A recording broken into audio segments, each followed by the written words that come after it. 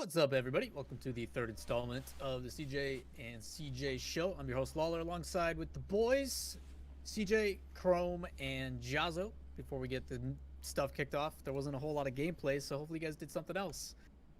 What'd you guys do this weekend? Did you guys do anything fun, exciting? CJ, I know you've got some announcements, but we'll save that. But kick us off, buddy. What do you got? What do you got for us?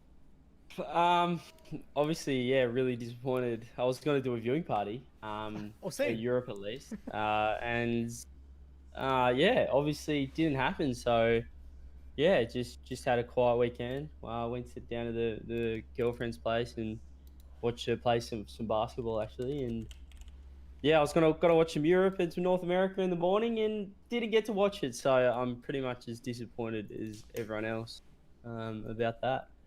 Yeah. Yeah, I mean, I guess some of us are going to be a little bit more disappointed because some of us didn't actually get to play or do anything. I mean, do you ever play though, Jahzo? I play in spirit.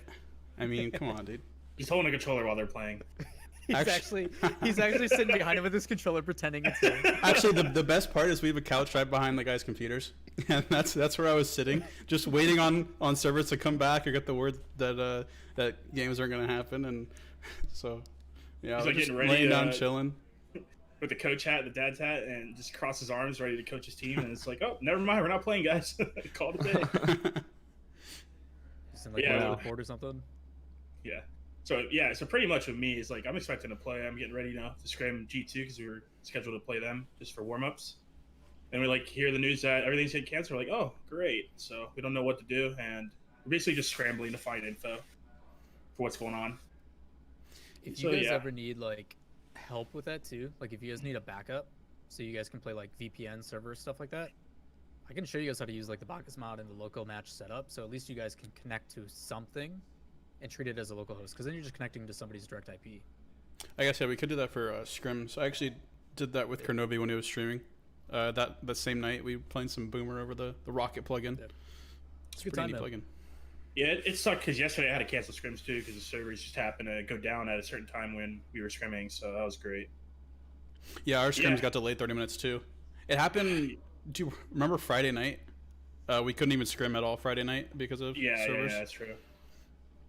So we were gonna go Terrible, into Saturday Jesus. with no warm up, no anything. And then I wake up and it's down again. It's pretty.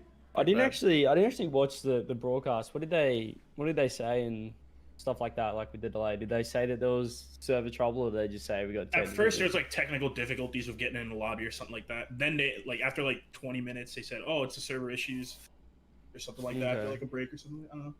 If I remember correctly. at the end, did Leaf say like, Thanks see for you guys watching next week one. Thanks for watching. Thanks for Yeah. watching. Thanks for watching week one, guys. That's such a Yeah. kick in the guts for like 80,000 people watching. Just okay, cool. Oh, dude, I loved it. Like, it basically just became like, I don't know if you guys saw the chat, but it was very supportive, but also very memey. Like, the amount of spam this snack to bring Lawler back was just like, to me, it was like icing on the cake. I was just sitting there like, yep, I don't know what to tell you guys. Like, and then I put out the tweet that I did about like, yo, please stop DDoSing. Like, and then people actually thought that I hired people to DDoS the stream, and I'm like, guys, no, it's a Oh, joke. no. Like, I didn't actually do anything. I'm just, it's a joke. Lawler's So- goons coming out to get yeah, Sonics. so that was an ongoing thing on my stream. Be like, yo, why'd you actually DDoS the stream? I'm like, I didn't. Like, I'm trying to watch it just like you guys are. But yeah, it was a kind of chaotic first weekend. Hopefully, it gets all figured out. We still don't know, like publicly, when those games are being made up. I assume it's either going to be they're tacking them on to the rest of the weeks, because normally it's 5 games and then 6 the last 5 weeks. So they might have to do like 6 for the first 3, but like even that, you're still missing out on 2 extra matches. So they got to figure out a way to make that up. So they either push everything back a week, or they tack them on to another week. But I don't know how they're gonna go about doing it. So the public still doesn't know what's happening this weekend, do they? No. Yeah, that's weird. Or this They- whole To be week, honest, rather. to be honest, we don't even know what's going on, Jahzo. I guess. Okay, yeah, fair point. Fair point. We don't even know 100% what's going on, but yeah.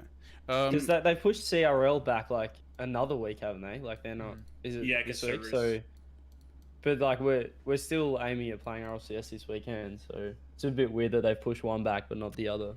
Yeah, I did Like- play today for I think I played Rocket League today, the longest I've probably played in like 2-3 weeks, and like didn't have any server issues. Like stuff was super clean today. There was like one server I think out of all the matches I played for like 2 hours that was like, okay, this is pretty rough. So it seems like things are starting to stabilize. I hope. Fingers crossed. Well, they did announce that RLRS quals is this Saturday, so I Yep. think that's like the only thing they announced. So who knows? To be honest, I'm thrown for a loop. Jahzo's thrown for a loop. Yeah. Pretty crazy, isn't it? Like, Yeah. Like this is pretty huge to delay a whole week. 80,000 viewers too. Week 1. Yeah, I mean, 2 days ideally- as well. Ideally, what would you guys want to happen? Like, obviously, you can't amend what's already happened, but like, how do you actually fix this to the best? Like, I have a pretty strong opinion on this actually, and it comes from something I saw on Reddit. A lot of people were arguing about LAN League play not being viable, and it seems like something people don't grasp exactly what would happen. Like, I would love for LAN League play to be a thing, but apparently people think that it requires flying players out every weekend for 2 months. no, you just have. just Well, have to so move. logistically, it's difficult, right? Because when you have kids that are 15, 16, and they're forced to play live, you have to find a way to schedule it so it doesn't conflict with schooling.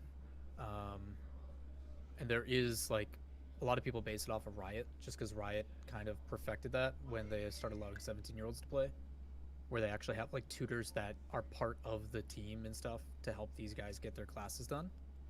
But even with that, like I logistically, it's super expensive. Like even just looking at like this weekend, right? Like you're talking, they have to reschedule studio time. All the guys that work in production, who knows if those guys are, you know, at their quota for like their salaried positions. Like if they work 40 hours a week and they have to make up another day, do they even have the staff to put on the production? Like there's a lot of things. Plus, you know, Sonics has got to fork more budget because it's a makeup day. Like the casters got paid a buttload of money to basically have an hour-and-a-half podcast on last Saturday.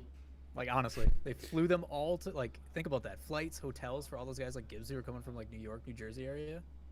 Like you got to redo all of that. That's so expensive. They should have just given that money to us. We do a 2-hour Was any of podcast the- every week. Was any of the casters like not I actually? mean, I wouldn't on complain it that. all? Like, did anyone not actually do anything, or was everyone either on the desk or casting the first match? Did anyone just sit there and do nothing and go home and collect their money? Probably. Any of the casters? Yeah, because you're Probably. talking. So there's 4 on the desk, 2 that Mhm. cast, and they've got a staff of 9. So yeah, or like 8 or 9. Three guys just got paid. So for there's a like whole there's week. like well they don't, I don't know how that works because like you're in show day, so like you get paid differently for like a rehearsal and a show day. Show day means you're dressed ready to go, you know, you're there at moment's notice. Even though you don't have any on-air time, I don't know how that'll apply because you still had to wake up, you still had to go to rehearsals, you still had to. Wave was there ready might to be- cast, but never spoke a word and got paid. Yeah. Yeah. Interesting. Yeah, I mean it's happened before. Do you guys remember when The power the thing. power went out? Yeah, the Was it power went season out. 5 or season 4? It was with Quinn was with us, and all I remember is like we started taking videos because we didn't know when it was gonna come back, and like we were in our Yeah. war room or our green room, and it's like all the power was out, and you just see Quinn with like his phone tripping over shit, and so I'm like, Captain's log, it's been 30 minutes since the RLCS, and we're like handing out our food because lunch just got there, so like we're handing out the rations, blah blah blah, and then you hear Trip go, oh fuck, and he trips and falls like because he hit a Oh chair. god. It was so. When was that? I don't Season, remember. it was like Seasons 3 or 4. ago. It was a while ago. It was a Like lot of during fun, league though. play. Yeah, it was Yeah. like a week 5 of Okay. EU. They got like 2 matches in. And I forget whether it was in the middle of the second match or the middle of the third match, but the power just shut off. Because I remember they actually ended up finishing the game before they realized or something. And they had to reschedule it like on a Wednesday or a Thursday or something like that for the remaining I should- 3 or 4 EU We matches. did it on a Thursday. Yeah, because normally we come out on Friday, so they just tacked it on the day before. Oh yeah, I remember. I think it was like Remco was playing at the time or something, and he was tweeting about it. Yeah, I remember. I flew I home on just a remember Monday. like Worlds. Yeah, I flew home you- on a Monday, Tuesday, and then flew back Wednesday. Yeah, yeah. I was just gonna say, I remember like Worlds is like this stream goes down like 3 or 4 times, and that's about the only other issues I can think about. Which Worlds was it where the stream was having hard issues? Was that Jersey? Madrid was having issues. Vegas was bad. Or was it Vegas? There was one where I remember like Vegas. day 1 was really bad at the beginning of the day. Was it Vegas? Yeah, I'm pretty sure it was Vegas. Mm, I mean, 7 was bad because Sam doesn't know how to bring in cables for their controllers, so we had to fill for like 40 minutes. Oh, yeah, I remember that's right. that. Yeah. But no, I think like the biggest like server one that at LAN was probably Vegas. Vegas, something weird was going on. I forget what it was. I remember specifically in Vegas too, in the practice room, they didn't have the games downloaded for some reason. Oh, The dude, internet that was the worst. So everyone was just hanging out for like hours on end, not doing anything. So it was great. I actually I left to go grab something from the grocery store for JNAPs because none of our PCs had Rocket League and it was going to take like an hour and a half to download. I remember Good doing like times. hotspots on our phones just so we had something so we could get downloads going. It was humble beginnings, guys. Yeah. Humble beginnings. But any fun memories you guys want to? I mean, why not? Like, you guys, what's your favorite memories from LAN? Like, just silly, stupid things that shouldn't happen that turned out to be funny. Well, top one for me that includes all four of us was Skybar and how much we Yes. like Skybar. tweets every single day like, oh, seeing the Skyward on it. That was great in London. The worst part was paying Greasy's tab. Oh, because he never got too- paid. He got too drunk and then would leave without remembering to pay. So like we're sitting there like, I'm not gonna not pay for the tab. Like that's terrible. I feel bad for the people that are working. So me and Leaf would cover Greasy's tab like every other night. It sucked. It was so bad, but Because it was that worth it. man would It was so order fun. like 6 or something vodka Red Bulls or something crazy, and the Skybar was actually kind of expensive too. It was like Yeah. Oh yeah. $9 a drink or something, or I just remember. eight. Yeah, I Quid. just remember specifically he like ordered 2 drinks and then he gets 2 drinks. Like I didn't order that. Like, what? I was like, what is this man doing? He's He a was legend. completely wasted. It was great. I remember vibes, man. I remember Moses in London. I think he like threw up in the hallway after the after party, like right outside Caesar's room. That was pretty funny. God. Were, And then he were any claimed of he you guys claimed in- like it wasn't him. He was just like, no, it Yeah. wasn't me. It wasn't me. yeah, just deadpan like. Mm-mm. London, He just kept going. London's after party was the one in the bar with the bowling alley Bowling that had like alley, yep. 4 lanes, Yeah. 2 lanes or something like that. Mhm. That was great. There was a lot of first timers there too. Like I think that was the first one that like Sunless went to, and like there was Yeah, a he lot was of like there. content for the first time that we met a lot of people there. Oh yeah, Were any of you guys at season 2? I was not there. No. I wasn't. At There's a season lot two of stories that I want to tell that I could like hint at, but none of you guys were there. So the best one though was do you guys remember Justin Delario? there. No. No. Like head Twitch esports. Oh, JD Dell. Oh, I yeah. never JD I never Dell. met him though. Yeah. He I remember him like yelling at Classics' dad about who owned the bus and stuff like on the way back God. because things were happening that I can't talk about. I'll tell you guys after the stream, but there were some really good moments about that bus. But ask any of the pros. Amsterdam was the place. It was a good time. Yeah, I heard. Yeah, I hear Amsterdam is one of the most widely like renowned for being the best. Dude, it was awesome. Like it was kind of creepy because they're like, "Yo, get on this bus, and we're gonna disappear for 30 minutes."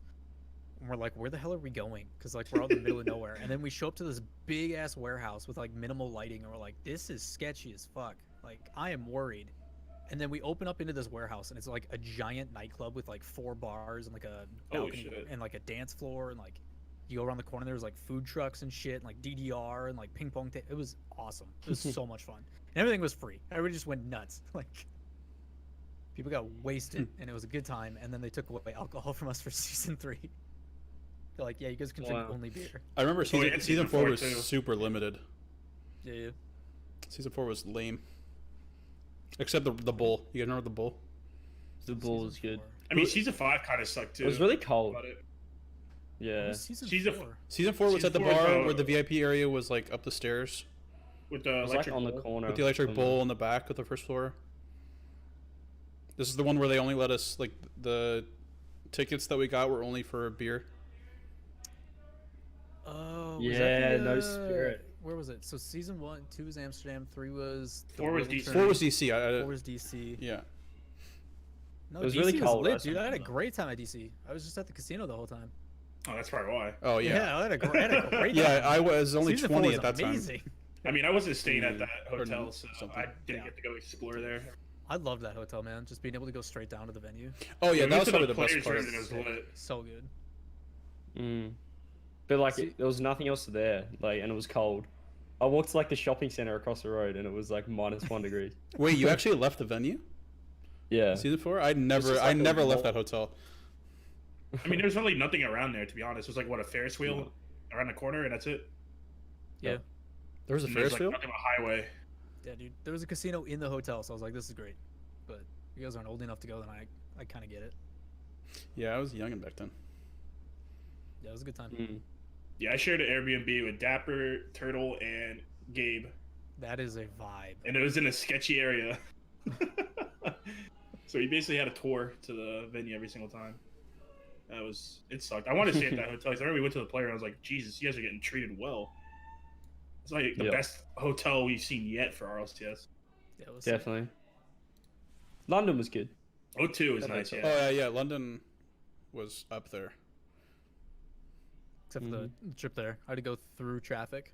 It took me 3 hours to get there after I landed. I dodged a bullet. Sucked. Because Sucked. we I were didn't- boot camping out there for like a week, so we were already there. We just took a Yeah. stroll downtown and we were Oh at yeah. the hotel, so Jealous. that was a fun experience. That's still like the best venue we've had. I think smaller venues and just like sell it out because I think this season's small as well. So hopefully it's similar to London. Well, it wasn't small. Oh, you're talking for Texas? Yeah, it looks like a gymnasium in yeah, Texas. yeah. I don't know if you guys saw the pictures of. I did. Yeah. Jahzo, can you pull it up? Do you have? Toss me a link in the doc, I forget the name of it. and then I'll pull it. I already forgot the damn name. I heard it Clive once on Culver? stream. Oh, that, Oh jeez, someone's video.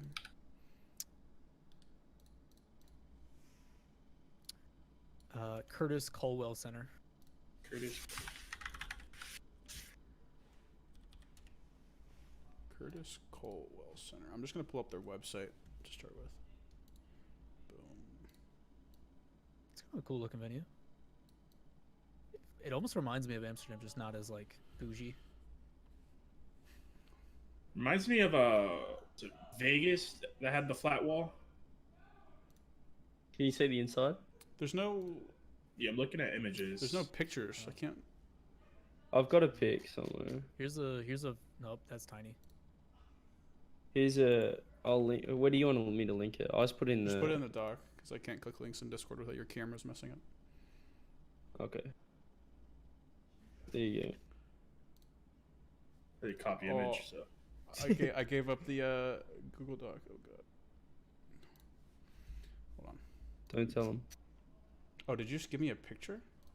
I don't know if Yeah. you'll be able to copy it. Yes, It's a link. just- It's a link. You can copy. No, it's a link. not you. Someone put an actual picture just at the top of the doc. Down the- It wasn't me, I promise. Uh huh. It actually does. Well, I think it's because all the lights are on that it looks just like a school gymnasium. It looks like a copper box, really, except there's not two levels. Like it's just. Hopefully, it's closed in and really loud. You know. I apologize if you can hear my teammates yelling in the background. Here's the floor plan. I don't know if that's like gonna be the same. But it seems like they're going back to like a stage. And obviously they can pull that out and do instead of like the horseshoe. Do you think they're doing a stage? I thought they could just have it in the middle. Like. They could, but like Wait, that's how they're doing it? I hope not. They need to get That's rid of the just- floor seating. If they're gonna keep renting these arena style that are perfect for putting in the middle, exactly like how Jersey was. Like Madrid with the floor seating, it made the area look so empty. Like look at all the dead space at the back of the floor seating. Yeah. Yeah, that reminds me of Vegas, but Vegas didn't have floor seating. Like the layout. Wait, What was is that the Vegas? floor plan for just general, or is that actually for Worlds? That's Like that's the just tickets. that's just general. That's not like ticket sale. Oh, okay. Yeah, ticket sales aren't until the 22nd, but like I'm just looking Yeah, at the how whole they've done their combo. stuff before and like the fact that they have a stage and everything else. What was Vegas? Oh yeah, Vegas. Vegas was good. Jersey was good. London was good. DC was good, but it wasn't arena style, and I don't think they want to go back away from arena style. They definitely want to do arena, but like even Madrid was supposed to be like Madrid is a big venue. Like half of it was cut off. Really? Like they turned off the other side. Maybe Madrid was just too big. Madrid was I don't know. massive. I don't think they sold enough tickets to warrant maybe using the whole venue. No. That's probably why. Yeah. No, it was. I mean, they shuffled everybody in, and even then, there was still like, it's just tough because when you're doing a stage, no one wants to sit on those far edges because you're gonna be looking at like a back. It's not gonna work. But I don't know. It got decently loud in there too. Like I don't know how it came across on stream. It looked empty, just with all the backfield Yeah.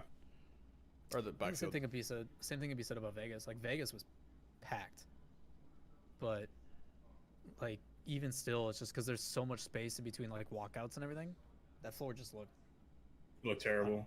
I don't know. I just love when you guys have the walkouts and you guys go up on stage and stuff, and you're facing each other. I think that just looks so cool compared to stage. Oh yeah, the stage. It was like Madrid was a combination of DC and arena style. I guess I don't really like how they're not looking at each other on stage. I didn't think about that. Wait, did I die?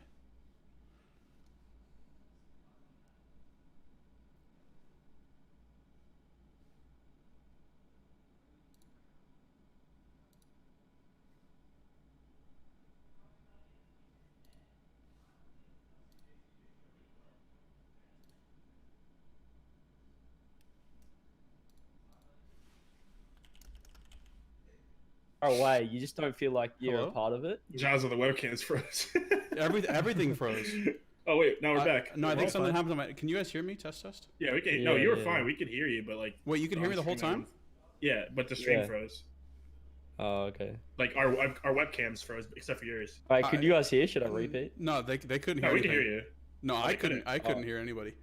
Okay. Is Jahzo muted now? No, I should be good. No, Jahz is good. All right. Right? Am I Alright. good? Yeah, Should I just unmuted rehash? and I heard you. You're good. Okay.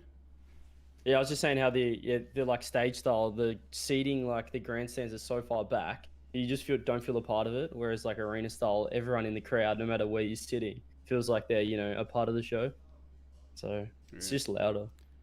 I just like the way it's shaped. Like you have the trophy in the middle. You guys walk past it every time you shake hands. Anytime you say like whatever after the end of the match, you guys walk past that trophy over and over and over again. The only time you get to touch it is when you win. Like for like storyline purposes and just like the ambiance of it all, it just looks so good. And then even when you guys finish, like when you guys have to walk down the steps and like meet each other in the middle and stuff, it just looks Mhm. cool. It looks so cool. But that's a I like that personal as a preference. player too. For London, you can literally look at the other player across from you, Mm. give him a little wink or something. One of the greatest things was going up on stage right before the grand finals of season 7, when Golden Boy was hoping to do the wave? the Mexican wave, yeah. Yeah. And just going up there, being on stage, and just looking around and watching that happen, seeing fans at every single angle. And the torch lights as well. I was sick. Yeah.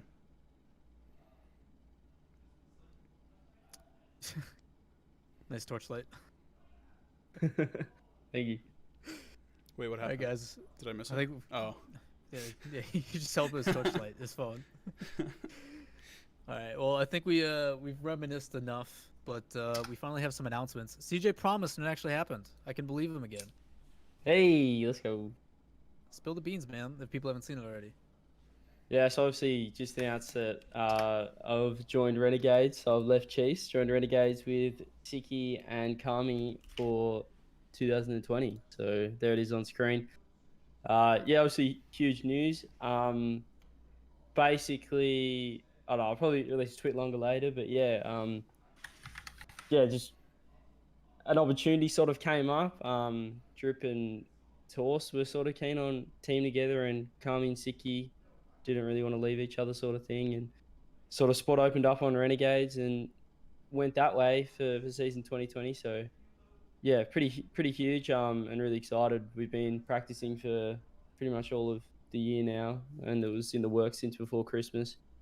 And yeah, it's all systems go so far, and feeling really good, and having a lot of fun with these guys. So we got some, really looking forward to it, and should be a huge year for us, I reckon.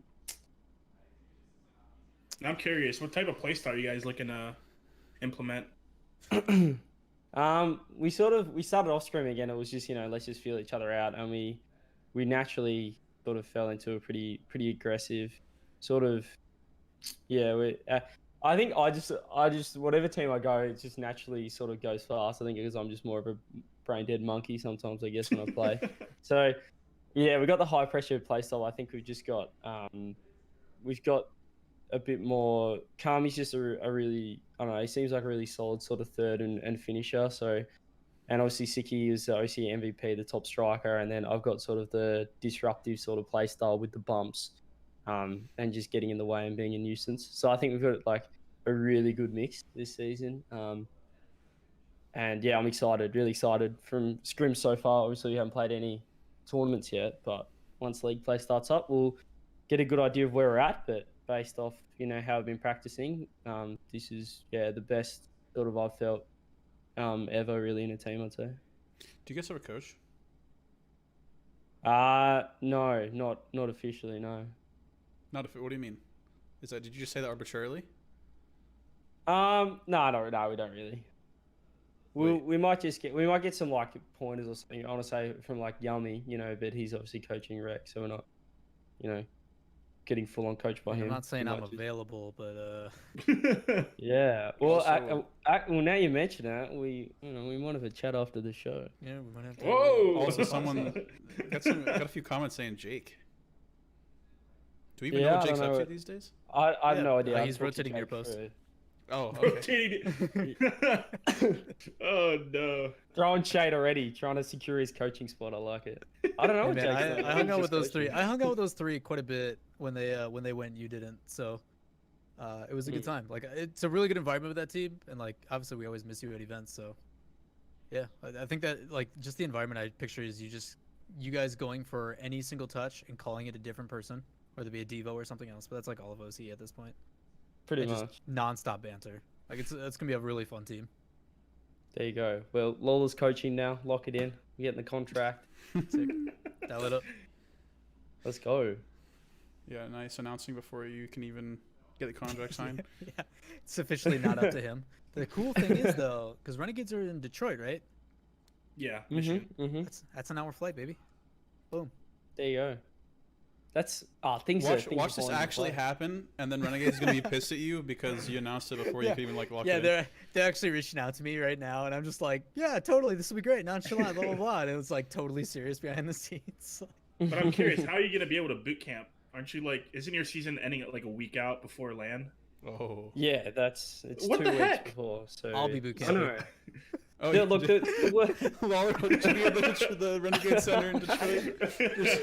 It's just a video of me like with 3 controllers like hopping between computers, like you're just standing behind no one, just putting on a different watching. jersey each time. Yeah, I'll be messaging. I'll be message Lawler for like coach to coach scrim scheduling, and it'll be like, yeah, it's just gonna be 3 of me. Be like, all right, sounds I good. got to me." this. Playing with my feet Just the and shit, boys. doing whatever I can. Oh my god. Yeah, I don't know. It sucks. We got 2 weeks, and like the worst part is when they announced like OCE late, they didn't apologize. There was no like apology or reason. They were just like, here it is, and they said we'll give you ample time, to qualify for Worlds or something, or we've adjusted the schedule so you guys will still have time to qualify. But they didn't realize that Worlds is literally 2 weeks. 2 week space, and OCE needs the boot camps. You'd rather NA have 2 weeks before Worlds because you guys want to keep fresh and stuff, but we need the international practice. So we'll be if we do make Worlds, we'll be on the plane straight away, I reckon, because we You need just to. literally leave the venue, get on a plane. Yeah. Burger bar. Pretty much. You guys have a LAN regionals or like LAN playoffs, whatever? Yeah, same thing again in New Zealand. Wasn't there one season that didn't though? Oh, Am I- yeah.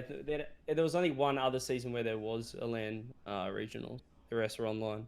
What So- was the Actually, season no, sorry. 4. Season 3 and Season 4 were LAN. Season Okay. 5, 6, 7 were online, and then Season 8 was LAN.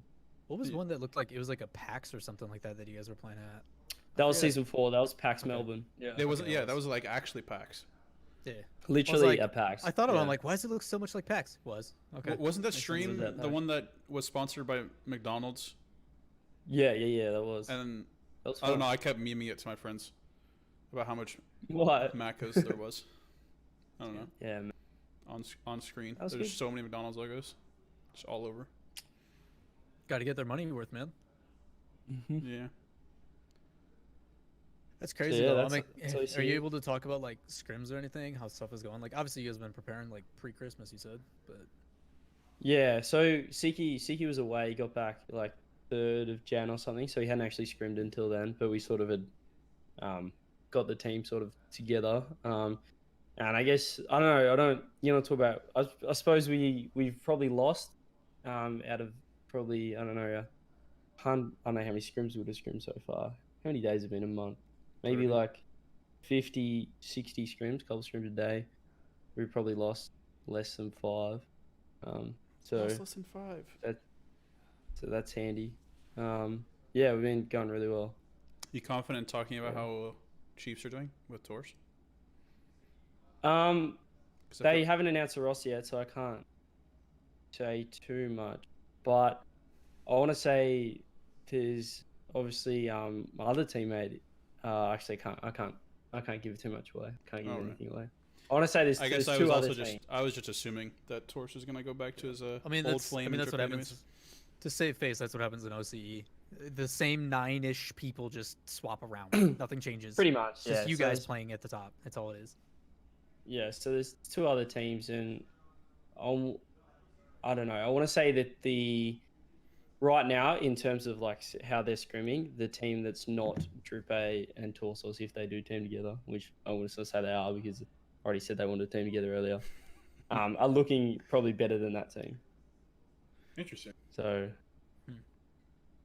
I'm honestly it's just true- confused by what you yeah. just said, so I'm gonna I gloss wanna, over so it. so it's basically I want to say it's Drupe, Torsos, and someone, and then there's another team of 3. I want to say that the other team is looking better at the moment. But that's just scrims, and usually any team Torsos is on isn't really a scrim team. They're usually better, in tournaments Events. on the day, sort of thing. Yeah. I can say that whenever we would scrim Torsos, Tripe, and Jake, like at London, they didn't play very well. Yeah, they just rock up on the day and play pretty well. So yeah, wait for an announcement. I'm sure there'll be announcements soon. And yeah, cannot confirm whether they'll be Chiefs or not at this stage. The lock is still for the 8th for you guys. Yeah, qualifiers are this weekend. All right, So that's when the well- lock is. Well, So you'll if a find team doesn't out have to next week. qualify, then they don't have to announce until. No, like But they roster lock is the 8th as well as qualifiers.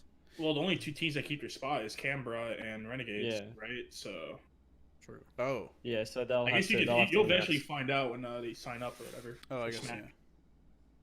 So yeah, well, by next week we should know all the other teams. Yeah, I Yeah. get unless Canberra don't announce their team because they still have a spot. Speaking about having all the teams rosters, is Sam supposed to play on the same schedule as OCE or something? don't know I what think they're Grand earlier Series than is. us. They're earlier, yeah. They're earlier, but Yeah. are they later than NA and EU? Yes. Yeah. So we still don't have all the confirmed rosters for Sam, do we? Mhm. Okay. Yeah, I don't even know what's going on in San, to be honest. They start October. Nope. October. That's the wrong one. They did their play-ins, I think, right? Their first set Last of chance play-ins. qualifiers this weekend, I think. So Sam also got delayed because of servers, because that's what was in my head. Yeah. Okay. Interesting. Here we go. So February the 10th is the last chance qualifier for Sam League play. So they've already done playing. It's funny how Lawler just got baited by the wrong website when didn't the RL Esports Twitter tweet something about OCE qualifications and it was from 2019. Yep. Yeah, I also clicked on, so I have like RLCS Season 8 for Liquipedia, and then I clicked 9, and it links me to the grand finals for 9. And I'm like, okay, how do we go from Sam Change tabs. at the top? So at the top now, you can just go from season to season. It's a new feature they put in. Yeah. But I have like Grand Series Season 8, so I click Grand Series Season 9, and it just automatically redirects me to Season 9 grand finals. I'm like, what? Yeah, I clicked the play-in, and it shows the 4 teams that are already in the Grand Series. You got Matt's new team. He left his team to play with some 2 up-and-comers, and they made it pretty easily, apparently. I don't know Cool, who... I could just pull up Rocket Street because they made the post. Oh wait, I have it. Grand Series returns for its 3rd season. Open Qualifier 1 is the 18th. So it's already passed. Well, it ends on the 9th, apparently. Is Yeah, Lawler's so camera open- going grainy for everybody else?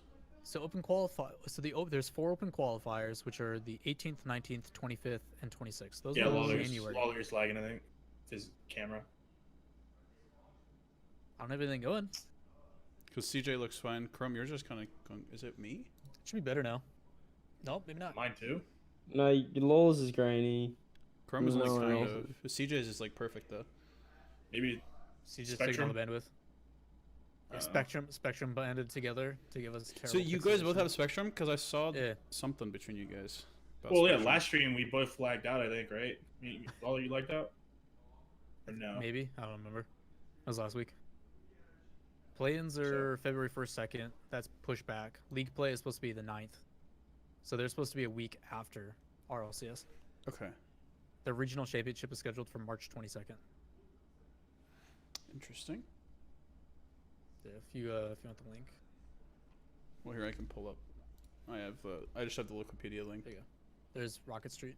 If you want all the details.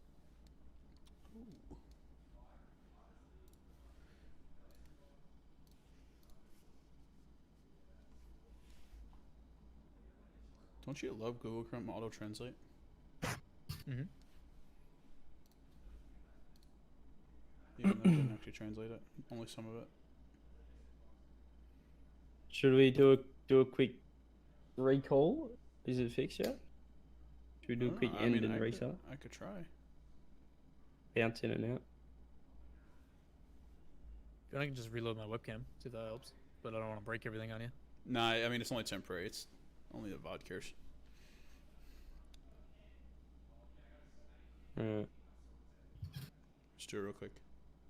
See how it goes.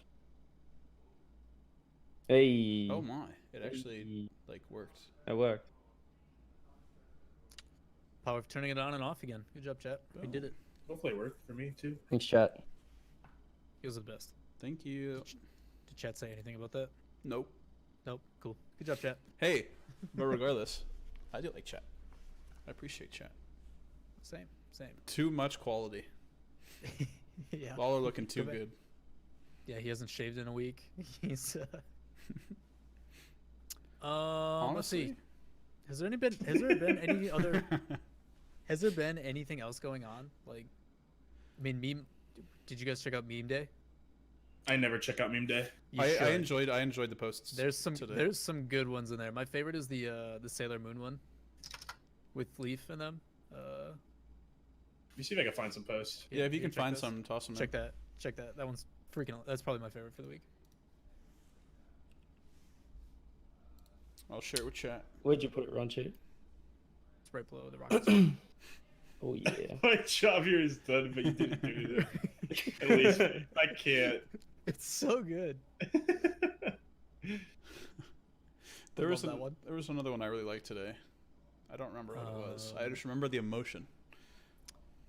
I know there's the one of like The Simpsons, and it's Homer at his desk, and he's RLCS, and then it's all the employees in the doorway looking at him. and That it's was all the it. orgs. That was the one. Yeah, That was was pretty great. good.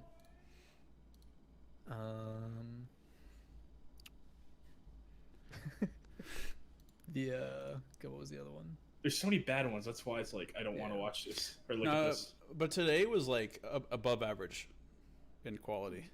The Rising Star one. You see that? The Rising Stars after presenting a 5.5 thousand euro prize pool for their amateur league. Wait, was that a It's meme? like- Yeah. Oh, Here you go. There you go.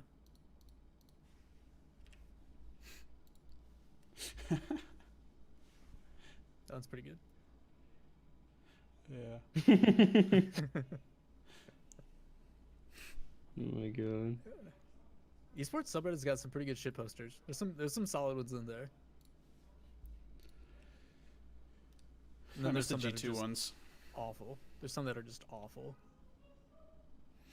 Yeah, G2 will probably start back up when the season's going. Expect Rizzo to be made fun of every week. It's so easy. Only because he puts out so much content. Yeah. It's easy to find stuff to meme. Like losing to a silver. Yeah. Yeah. That was a good couple weeks. Oh dear. I mean, G2 in general has some pretty good like social media. Like even their Twitter memes are pretty good. Like they've been memeing their Siege team pretty hard recently because the Invitational is coming up, and they had like 6 chances to qualify or something crazy, and they didn't qualify a single time, but they still got the final direct invite. So they've been memeing it hard.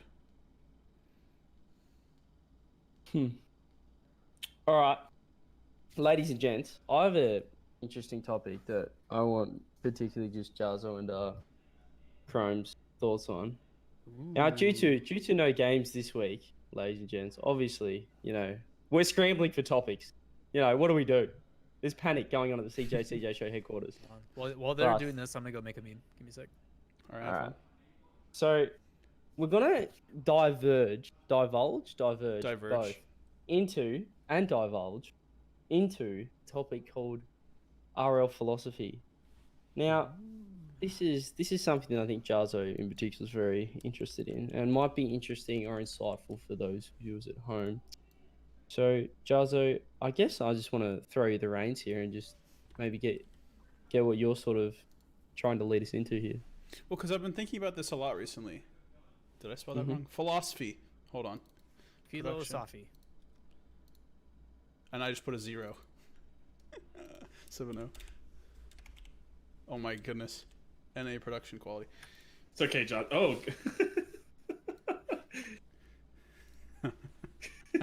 5 minutes spelling. That was great. Actually, I had a discussion with my team today about how we thought like certain people viewed the game, and it's been something that's been on my mind, like especially like when you're trying to go to bed, and your mind just like is going and going and going, and sometimes you just don't stop thinking about a certain topic. One of those things is Rocket League and thinking about how to coach. Like my guys said, or at least one of them said they actually like your philosophy in the game, Chrome, and it got me thinking. How is it possible for anyone to have a solid grasp of exactly like how Rocket League is supposed to be played in like its entirety when there's so much going on? I'm not saying it's impossible to do that, but it's just really interesting how coaches in general are able to like pull out certain things to work on or to fix, even individually or team wise, when there's actually so much that goes on in the game and impacts different things in different ways. I mean, that's a good point, but like what I think about it too, like it's all about like repetition, right? When you do something and someone's constantly making the same mistake, and it's constantly bringing it up to them and letting them know. Like it's hard to think about it in the moment because everything's so fast paced, but eventually they're gonna break the bad habits and continue to progress as a player.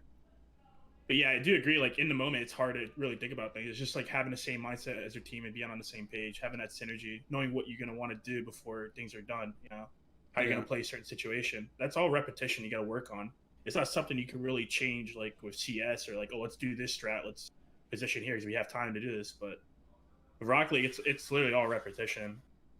And then on top of that, having comms, because if you don't have comms, things cascade down. You're gonna have multiple issues popping up.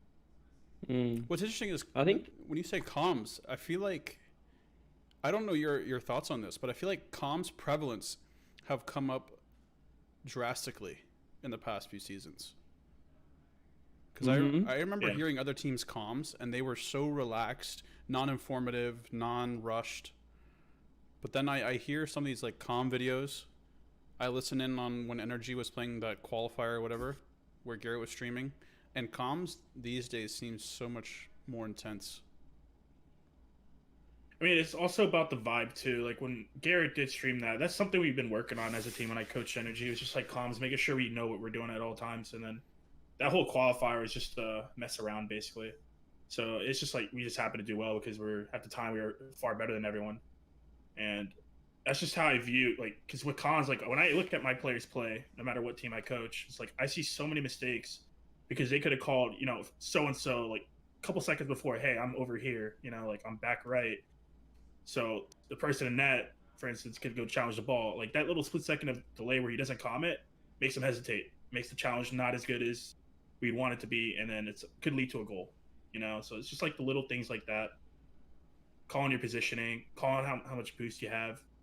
It's really key because it helps in the future of the game, in my opinion. And that's Go Go ahead, Good. Jahzo. Okay, I was gonna say, that's why I asked you earlier, CJ, if you had like a coach coming on board, because there's a lot of stuff that's going on in the game that can really overload your mind when you're trying to like go back and actually watch things. So I was really, I think a coach is actually really important. It's just more the availability of a coach. But maybe this man in the bottom right can help me out. Cracks fingers. Yeah. But I was just gonna say with the comms thing, it's interesting you talk about that because I think we are hitting a point in the game now where the comms are really important. People used to say that like Europe used to be a more mechanical region because players like Cooks wouldn't comm as much, so he could think about his mechanics more and just focus on just playing. You know what I mean? Because I do agree that sometimes if you are trying to spill out as much information as possible, help your teammates, it can take away from like you just focusing on executing hits, stuff like that. But I think that now we're getting into a point where the teams that do tend to comm better are becoming the better teams and just more often I'd say, or more likely if you are a better comming team rather than a more mechanical team, you're probably going to be better in clutch situations on the pitch and land, stuff like that. So yeah, as I was saying, I think that maybe before mechanics and stuff like that, when maybe EU were more prominent, I don't think they commed as much as North American teams, OCE teams, stuff like that. But I think that now we're sort of getting to that stage where you see Vitality picking up Alpha so they can perhaps, feel more comfortable and comm more important information in their native language. Yeah, I think it's huge.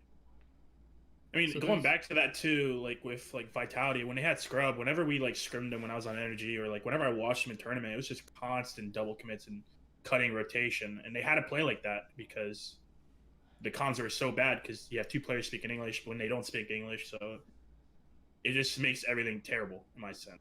Yeah, there's a lot of things to like pull apart from that. So for me, like when things started originally, it felt like because soccer or football, depending on where you are in the world, especially in Europe, was so ingrained that the ideology of how to play soccer, passing, and just how the game itself is played is so ingrained to those guys in Europe to where I think part of the reason why they were better is because those fundamentals are just a part of their everyday life. Like I don't know a single EU pro that can't play keep up or anything like that better than any other American. Like it's just something that was part of their culture. So that translated, and there's definitely been a jump where NA has focused more on mechanics than the passing, and then Cloud9 kind of seemed to perfect that, and then we saw an evolution of how to defend that. But even more so, like I look at Dignitas, they just recently put out their that World Championship video of their comms, and you see the difference between having a leader with Violent Panda telling people to keep calm and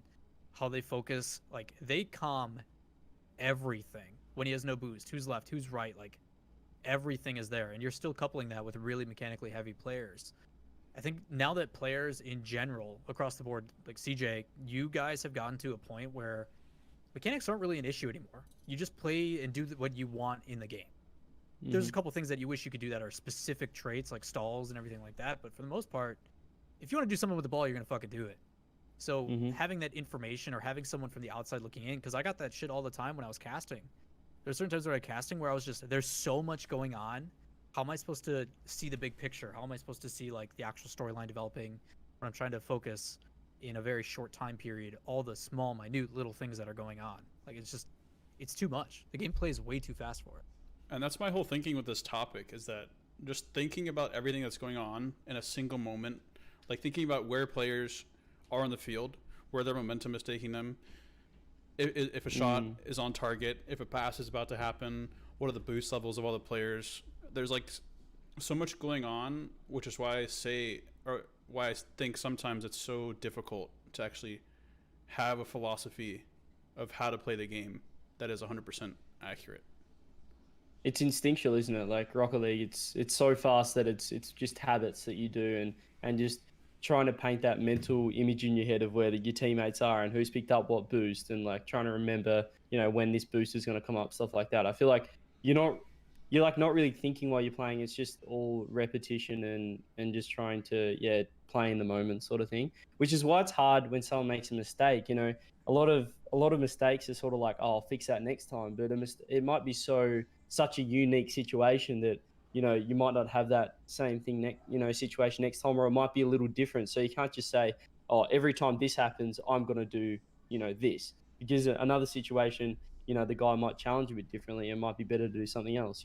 Everything's sort of depending on the situation. Everything's so situational that it is a really hard game to sort of, knuckle down and have set plays and stuff like that. It's the thing I preach most when I do like my replay analysis stuff on streams is like everything that I teach the person, like that's specific to just this one thing. Like it's so situational in this game because it's more so about learning people's tendencies, I think. Is like if you have a certain player that does the same thing over and over and over again, and I'm able to point out that you have that tendency, just be aware and mindful that you need to mix that up because there's players out there that will punish you for it. I mean, I look back to season 5 where Fireburner was doing a phenomenal job of controlling the ball and then using that extra couple seconds to move it downfield against Dignitas. And Turbo noticed it. Turbo went immediately from giving him that space so they had time to challenging it at the midfield immediately to completely stop their counterattacks. And Fireburner never transitioned out of it. He got punished for it so many times. So noticing those tendencies, I think, are one thing. And as long as you can point it out and be mindful of it or be aware that these things are happening and you just need to mix it up. It's the same thing with going for shots. If you take to the corner and play it into mid every single time, the other team's going to defend it. You have to mix it up with bumps or demos or an infield pass or like just having another thing in your repertoire is something that people just need to prepare for. I don't think there is ever going to be a one-size-fits-all, this is the best way to play. This may seem the most ideal right now, but there's always going to be that trend of how to beat that. There's always a way to do it better. That applies to anything you do. Yeah.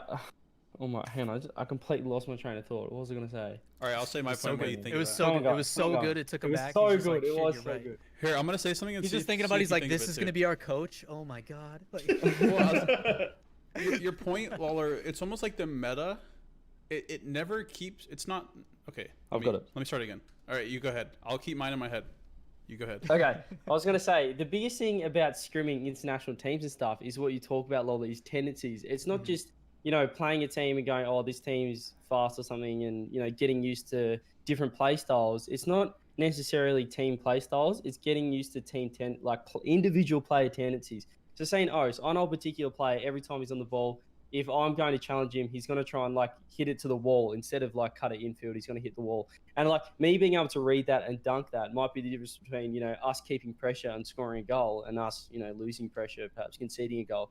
Other players might really want to be dribbling in a defense. I know Jahzo talked about Garrett. He threw him under the bus and said that Garrett wants to double touch everything. It's just I haven't played enough scrims and stuff against NRG to realize that maybe Garrett's always doing that, because often you need to actually be playing them yourself to sort of see those tendencies. So I think that is the biggest thing in terms of scrimming teams and stuff, is learning what individual players do and how they sort of react on the pitch. I mean, to counteract that though, when I do my coaching, I look at how teams are playing certain situations and positioning. Yeah, you can say so-and-so likes to go for double touches, but how are they attacking your defense? How exactly are they positioned? If one person's challenges, is there a second person playing it close, or are they, sitting in the midfield waiting for you to bring it to them?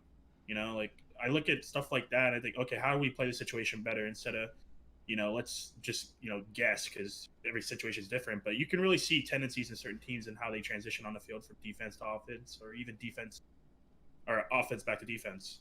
yeah, I mean, there's certain characteristics for all these teams. Like Space Station, for a prime example, you guys have some very specific things you do on kickoffs, things that you could easily exploit if people know which one you guys are going to do. But because you guys have so many different scenarios in the way that you approach it, it makes it harder to read. It makes it harder to prepare for. So the fact that you can hopefully recognize that, and that's going to be up to the players, right? Because coaches can't look for that or can't speak during those moments. It is up to the players to basically state, okay, this one kicked back right to this player. He always goes for the air dribble, or he always passes it or just booms the clear fast so he can push up and contain midfield boost. There's certain things like that. If the players can recognize or are used to those tendencies or those scenarios, that's a team thing as well as an individual thing. It goes both ways. Yeah. It's just you're thinking big picture as compared to individual level. It's the same thing either way. But there's definitely things like Garrett going for doubles. It's because he's so damn good at them, and they're hard to defend. Just if no one's on that backboard, probably going to hit it 99% of the time. Yeah, it's also really about having everyone on the same page, thinking about what is the most likely outcome and what should happen. Like if someone's gonna go for an air dribble, it's like everyone should be on the same page. Like that first man needs to force him to go, and second person can follow up or whatever. Same thing as someone's going for a flip reset. You got to get them away from the ball. You can't just let them do it. Like as long as everyone's on the same page, it makes things a lot easier. That's like basically like another point of my job is like I need them to be aware as a team, so they're not like confused or like, oh, I thought you were gonna go, this and that. That's why I love having a whiteboard in the practice room now. Yeah. We have this. The whiteboard is completely chock full of things that we're trying to like, all of our key Oh, values really? and all the things. That, yeah. Not just memes like they were at E-League. No, that was fun though when all the whiteboard learners were memes. Nah, there's like at least 3 different lists. Like I have a flow chart up there. There's 3 different lists. One of them was made by Chicago. One of them was made by me, and the other one's just kind of there. And it's all about different things to think about, key values. Because it's like, at the end of the day, it seems like Rocket League is a lot about intent and making sure you know what the other team is intending to do, and making sure you know what your teammates are intending to do. Because we have 2 coaches and 1 player, I'm actually curious, what do you guys value most out of a team? Is it communication? Is it chemistry? Is it like what thing is the number 1 thing that is more important than anything else to you on a team? Communication, 100%.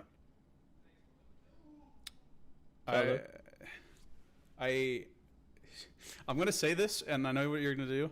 I can't lock it down to 1. Then, so say like number 1, if you had to be like, I can pick a team and they're known for being really freaking good at this, and I know they're really good at this. Say what it is, and then I want to hear what CJ says, and then go in that same order and represent why you think that it, like, defend your statement. I'm actually really curious. You gotta pick one, Jahzo. I know it's hard. It's actually really difficult because I could say the same thing as Rob because that's one of them, but the other one like ties into that one, and they're like linked in my philosophy. It's trust. Okay. Yes. I think communication and chemistry nearly go hand in hand because you need both. But I'll say comms over anything. Okay, so we're gonna do Chrome, and then we'll balance it with Jahzo's opinion, and then we'll do CJ after, just to kind of ring us back in. So Chrome, you say communication. You were pretty confident in that. Yeah. Why? Why is communication more important than anything else? I mean, the thing with like trust and like, what did you say, CJ? The other one? Chemistry. I guess Chemistry. Chemistry, yeah. It all goes hand in hand. And communication, I feel like it's the snowball. If it goes downhill, everything goes downhill, right? You lose trust, you lose whatever else, and then you're basically relying on your mechanics after that. If you have communications, you pretty much are on point. You're not going to be hesitating. If you already have everything else, then you're just going to be a more solid team, in my opinion. I mean, yeah. That's why I said it was hard to lock down 1 because he literally just argued for all 3. Like all 3 are literally connected, and it's so interesting seeing these CRL teams pop up in videos on Twitter that go semi-viral in the scene about 2 teammates just arguing about things that don't matter outside of the game. Because if you don't have the same, not drive, but you have to have some level of chemistry. You have to trust each other inside and outside of the game, and you have to have good communication both in and outside the game. Like the fact that it took these guys to get an argument like after they thought they lost a series, they should have had that argument before the series even started. Like there's nothing wrong with actually having disputes, which is why I agree with both Rob and CJ about communication being big, and it's not just in-game communication. Because if you can't have good communication about, especially like in my situation, about who's making the kitchen stay messy, or who's not taking out the garbage, or whose turn is it to clean the bathroom or something like that, then trust goes out the water. Like how can I trust you to passing the ball in game when I can't even trust you to take out the garbage, or things like that. Then it kills the vibe. So it's constant downward spiral. Yeah, so everything is linked. And then CJ can probably touch on chemistry a bit more since he's going through some roster move stuff right now. Yeah, I tweeted before about it's just a good segue into the Dignitas comm video as well. I said how these comms videos it shows that comms is so much more important than just who has the best mechanics. I think that if you don't enjoy playing with a team, which comes with chemistry, and you're not communicating, and it doesn't matter how good you are, mechanically, or how much you think, you're the bee's knees. It's just the team's gonna fall apart. It doesn't matter. We see this even with, say, Turbo just wanting to go to NRG to have some fun. It's chemistry is so important, and just enjoying. At the end of the day, Rocket League's a game, right? It's like any other sport. It's just a game. You want to enjoy, and you need to enjoy playing it and playing with your teammates, playing for your teammates, or you're not going to get as good results. So I think communication's huge. That just comes with chemistry as well, and just having fun, and enjoying playing with your team and wanting to improve together. I think Applies it's to huge. everything, right? Like you look at, working a 9 to 5 job you fucking hate. All the frustrations that I dealt with. Things that got me through. The guys that I worked with. The guys that I enjoyed spending time with. The memories of having fun and that camaraderie and that similar feeling of like, okay, yeah, this sucks. Like I play once a week with James and Andy in IGL. Whether we win or lose, we don't care. We all log on like 30 minutes beforehand and just play a best of 5 because it's fun. Like it's just 2 people I enjoy spending time with, playing some Rocket League. Rocket League is just the catalyst that gets us together. But at the end of the day, you're just trying to hang out with your boys and have a good time. So, like Chrome, I think the way you wanted to state it, especially, is communication's off. Everything hesitates. And good luck. Like, how am I supposed to know your intentions if you don't tell me? Like, that trust will build naturally, but it's so much easier if people just say something, right? I want to turn this being on able to have you, that Lawler, carryover. by the way. Yeah, bring it on. You're no longer on the broadcast. Sorry to bring that up, but if Oh, you had the opportunity to coach a team, Really? I'm not? What? no, listen, What happened? Wait a minute. listen. Let me finish. If you had the opportunity to coach a team, what would you want to be the thing that they're the best at, or that is their best attribute? Chemistry. They go in hand, but I think chemistry is not something that you can teach. It's not something you can coach. It's not something that you can make better. Like people who have natural chemistry, like I look at an example of like me and Leaf, right? It just clicks. I don't know what it is. I don't know how to explain it. He and I just, we're like 2 peas in a pod, whatever generic phrase you want to use. It's just someone that I got along with on so many different levels. And it's very difficult to find that. You can't find someone that just naturally clicks. So when you have that chemistry that's just super organic, people that get along, you can build on the other things. You can teach them how to have better comms. You can teach them on how to be a little bit more respectful. You can teach them on how to do certain things. But chemistry to me is something that, yes, it does carry through to your communication and your trust and everything else. But trust is something you can build in time.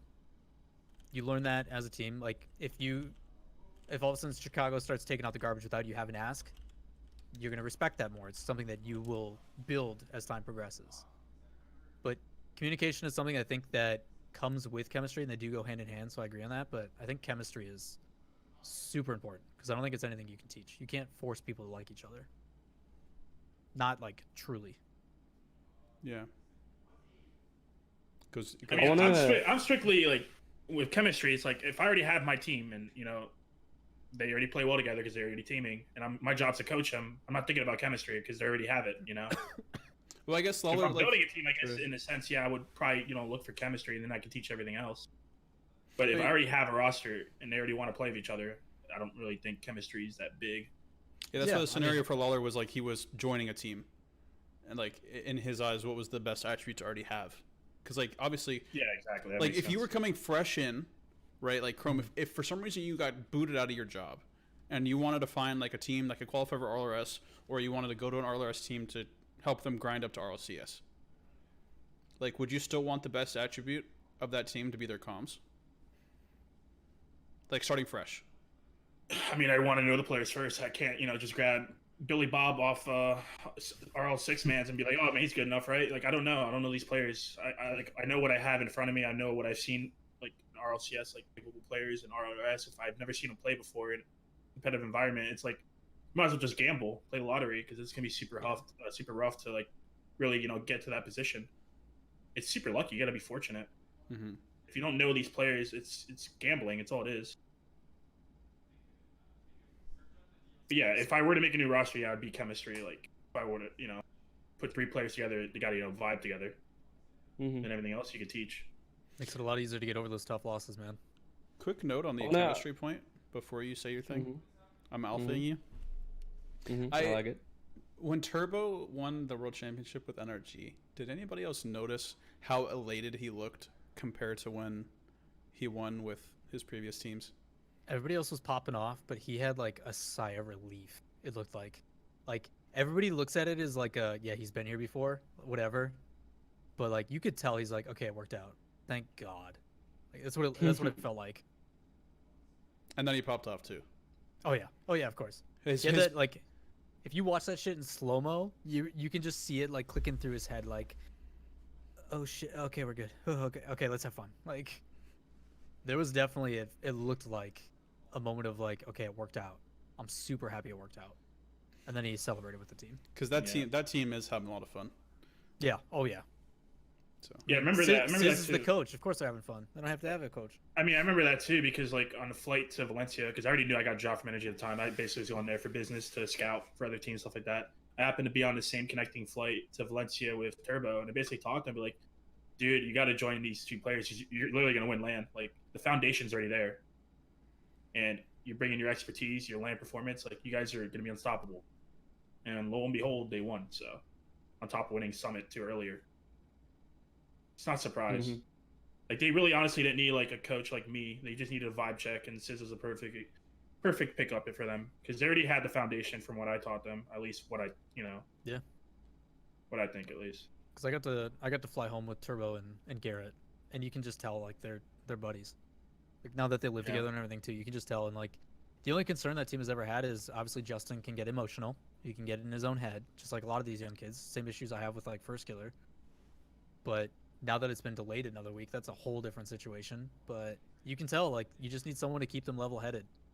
Garrett plays best when he's calm. Turbo just plays however the hell he wants, whether it's poo goals or not. But Justin's always been a very emotional player, and as long as he's feeling good, best player on the field. Mm-hmm. All right, I want to ca- segue into the Dig Comms vid if we can, keeping on the communication because It's a I want great your segue, guys' CJ. opinion. I want your guys' opinion on their comms, and particularly I want to focus on, if this chat can focus on as well. But if you have already watched the video, just focus on Astral because, to be honest, I was a little bit disappointed with Astral's comms during that Dig series. He seemed a little bit tilted. Obviously Panda's comms are great, and everyone was saying, Astral's just a quiet one because Panda's taking over and things. But I think that there's a lot of times during that Game 6 overtime and just during that series in particular where Astral could have definitely helped his teammates out more with his communication. And it's another situation where, this guy has so much, all the mechanics in the world, but for him to sort of, you want him to take that next step, and perhaps that's what's sort of holding him back a little bit. I know obviously it's not really his native language, English and stuff like that, whether that's sort of affecting him, but he really didn't com much at all. Yeah. Yeah. That's the vibe I got too. Like when I think about it, like Panda, he elevated Yukio. Yukio, bounce off Panda, and they were basically both playing really well. And it looked like from Astro, I don't want to speak for him, but from my POV, it looked like he just did not want to win. And I think my internet died. Are you also No, you're getting good. are you My getting internet stream died. delays and stuff too? Is that the stream or me? I don't know. My stream just reloaded on its own. Oh, I think okay. I thought Spectrum my Unite again. yeah, I don't You know if guys. my internet died or whatnot, but Gonna basically have to get I a was Spectrum emote for this. Well, I think that was me. okay. Yeah, But we're ba- currently working on getting the internet upgraded. It's not as good as we wanted it to be. Is it ever? Yeah, just saying, like I don't know. This is bad, but It felt like Astral he was disconnected from the series, like right Mhm. from the get go, because he was not playing as well as he wanted to. Previous days of Madrid. Yeah, and I want to add with that, like when someone's like that and tilted and stuff, you don't, just because he's say not stuffing up in game or he hasn't made a mistake or something like that, it doesn't mean that he's not affecting the team, because now Panda's thinking, while he's playing the game, going, oh, how do I get, Astral up and about? Astral's tilted, how do I help him? Yukio's thinking, oh, is Astral going to be there now because he's not going to calm, what's he thinking? What's he doing? Does he have boost? Should I leave boost for him because he's tilted? Is this going to make him angry if I go for this ball? Stuff like that. Having that in the back of your head, not just because Astral might be thinking in his own game, oh, I'm in the right spot, even though I'm not talking, I'm not doing anything wrong. It's still affecting the team. And I think that that's sort of a big thing as well, and it can affect Panda or Yukio's gameplay. I remember one moment that stuck with me too that I really think about is like after they won that OT and they're all jumping out and about, he's just sitting there chilling and he looks over, he's like, calm down. And I'm like, Wait, he did that? Yeah. Yeah. And then I was like, I understand that. I understand that within like, you guys just He's not want a hype guy, huge. You just want a huge overtime. And I understand wanting to be like, it's not done yet. Like, we still got one more game. But at the same time, you still got to enjoy the moment, right? Yeah. Like, that's a Ride the huge momentum. moment. Ride that Mm. momentum. You're feeling good. You're vibing. Like, pop off a little. Have a good time. But then after the game starts, you get that minute break. It's the last 10 seconds. Countdown's starting to happen. That's when you rechannel with Panda and be like, all right, let's focus up. Like, we fucking got this. And you heard that from Panda, like, just yelling, like, let's fucking go, like, every time, because he knows what it does for Yukio. Like, that's a good captain. Like, I don't know. It definitely felt. What do you expect? Yeah, it felt a little awkward at times. Yeah. I don't know. It's just different people, right? That's that chemistry we're talking about. Can we watch it? On I got the stream? link in. 25 minutes? No, Not the just whole the, thing, just the like OT. just Game 6 OT or something. Yeah. Oh, this is the whole series, huh? Yeah, all the. Yeah. I mean, it's a comm video for like that entire. Yeah. Do you want to watch? What do you want to watch of it? Just Do Game like 6 OT. the last minute. Do the last minute of Game 6 into the OT, just so there's some like context leading up. It was So- weird. They were down 3-1 in the series, and throughout those games, Astros made a lot of mistakes, and he just could not recover mentally. He was just completely tilted out of the series, even after they were coming back in the series. So Just the like, entirety can't have of OT that. plus the minute before, 30 seconds before. Yeah. I mean, no one's gonna complain about watching this OT, brother. Like, Yeah. this is the play. Oh no. But as you say, like he wasn't hyped after winning Game 6. But I understand, as you said, he wants to win the series. But it's also you've just got to enjoy those moments. Like that's a Yeah. huge moment in like the history of Rocket League. And No one's if ever you gonna want to forget look back on that, exactly. If you want to look back on that when you retire, and then it's you just on stage going, "Oh, let's win the series." You just won one of the most epic games in Rocket League history. Yeah, you haven't won the series yet, but you can work on that after this minute. But you need to take this minute to just enjoy this moment, and you can ride the momentum into the next game. You want to enjoy playing, and it doesn't look like he was enjoying like playing or being out there. and his teammates will recognize that. If I'm your teammate, and I look over and I see this guy, he's angry, and we just won, intense overtime that's really big, and he's like, he doesn't want to be here. Like, how can I trust him? How am I going to be confident knowing that he doesn't, he's not as excited as I am? I mean, real talk, man. Like, everybody gives classic shit for the whole passion bull. Like, if I'm your teammate and I know he's gonna pop off and like get in the face of the other team every time he scores, hell yeah! Like, I love that shit. Like, I will gladly take a player who's super animated and really to get into it, as long as it bounces off with the lows. Obviously, like some of those guys that have really high highs have really low lows too, Yeah. because they're very emotional. So having someone like Panda on the team, I think balances that. Yes, things are great. We just won a clutch game, but now let's rechannel that energy. Let's carry the momentum. We're feeling good. The issue is if they get scored on first, does that completely flip? Or is their mentality now completely shot because they went really high to really low? That could be a problem. That is something that can definitely, you get all those endorphins and you're like, yeah, everything done. We're losing. We're down already. Yep. Perfect example, Mouse on land. Yeah. That's a team that would perform on land, and then things go downhill. It's just they don't know what to do. All right, do we want to watch together, or am I just gonna play this on YouTube for the stream? Maybe we can link it up, right? Just open up the link. Yeah, link it up to 1506. watch it. Yeah, 15:06. It's 20 seconds Alright. left. That's as close as I can get to 30 seconds or a minute before OT. It goes from a minute 43 left to 20 seconds left in the video. So I'm like half a second ahead of you. I think I'll be alright. I got the OK from CJ and Chrome, and then I'll go count down and go. What time is it? 15:06. Okay. I'm ready. Yeah, I'm ready. All right. On go. 3, 2, 1, go. Go. He's on our side. Okay. I'm behind him. Middle. No, but take it down. Solo. One on No, one. no, but Yeah, that's fine. Just block him. yeah, never. I'm up. Block. Over the boost. Go Go mid. mid. I'm behind you guys. Go. I'm behind you guys. I'm middle.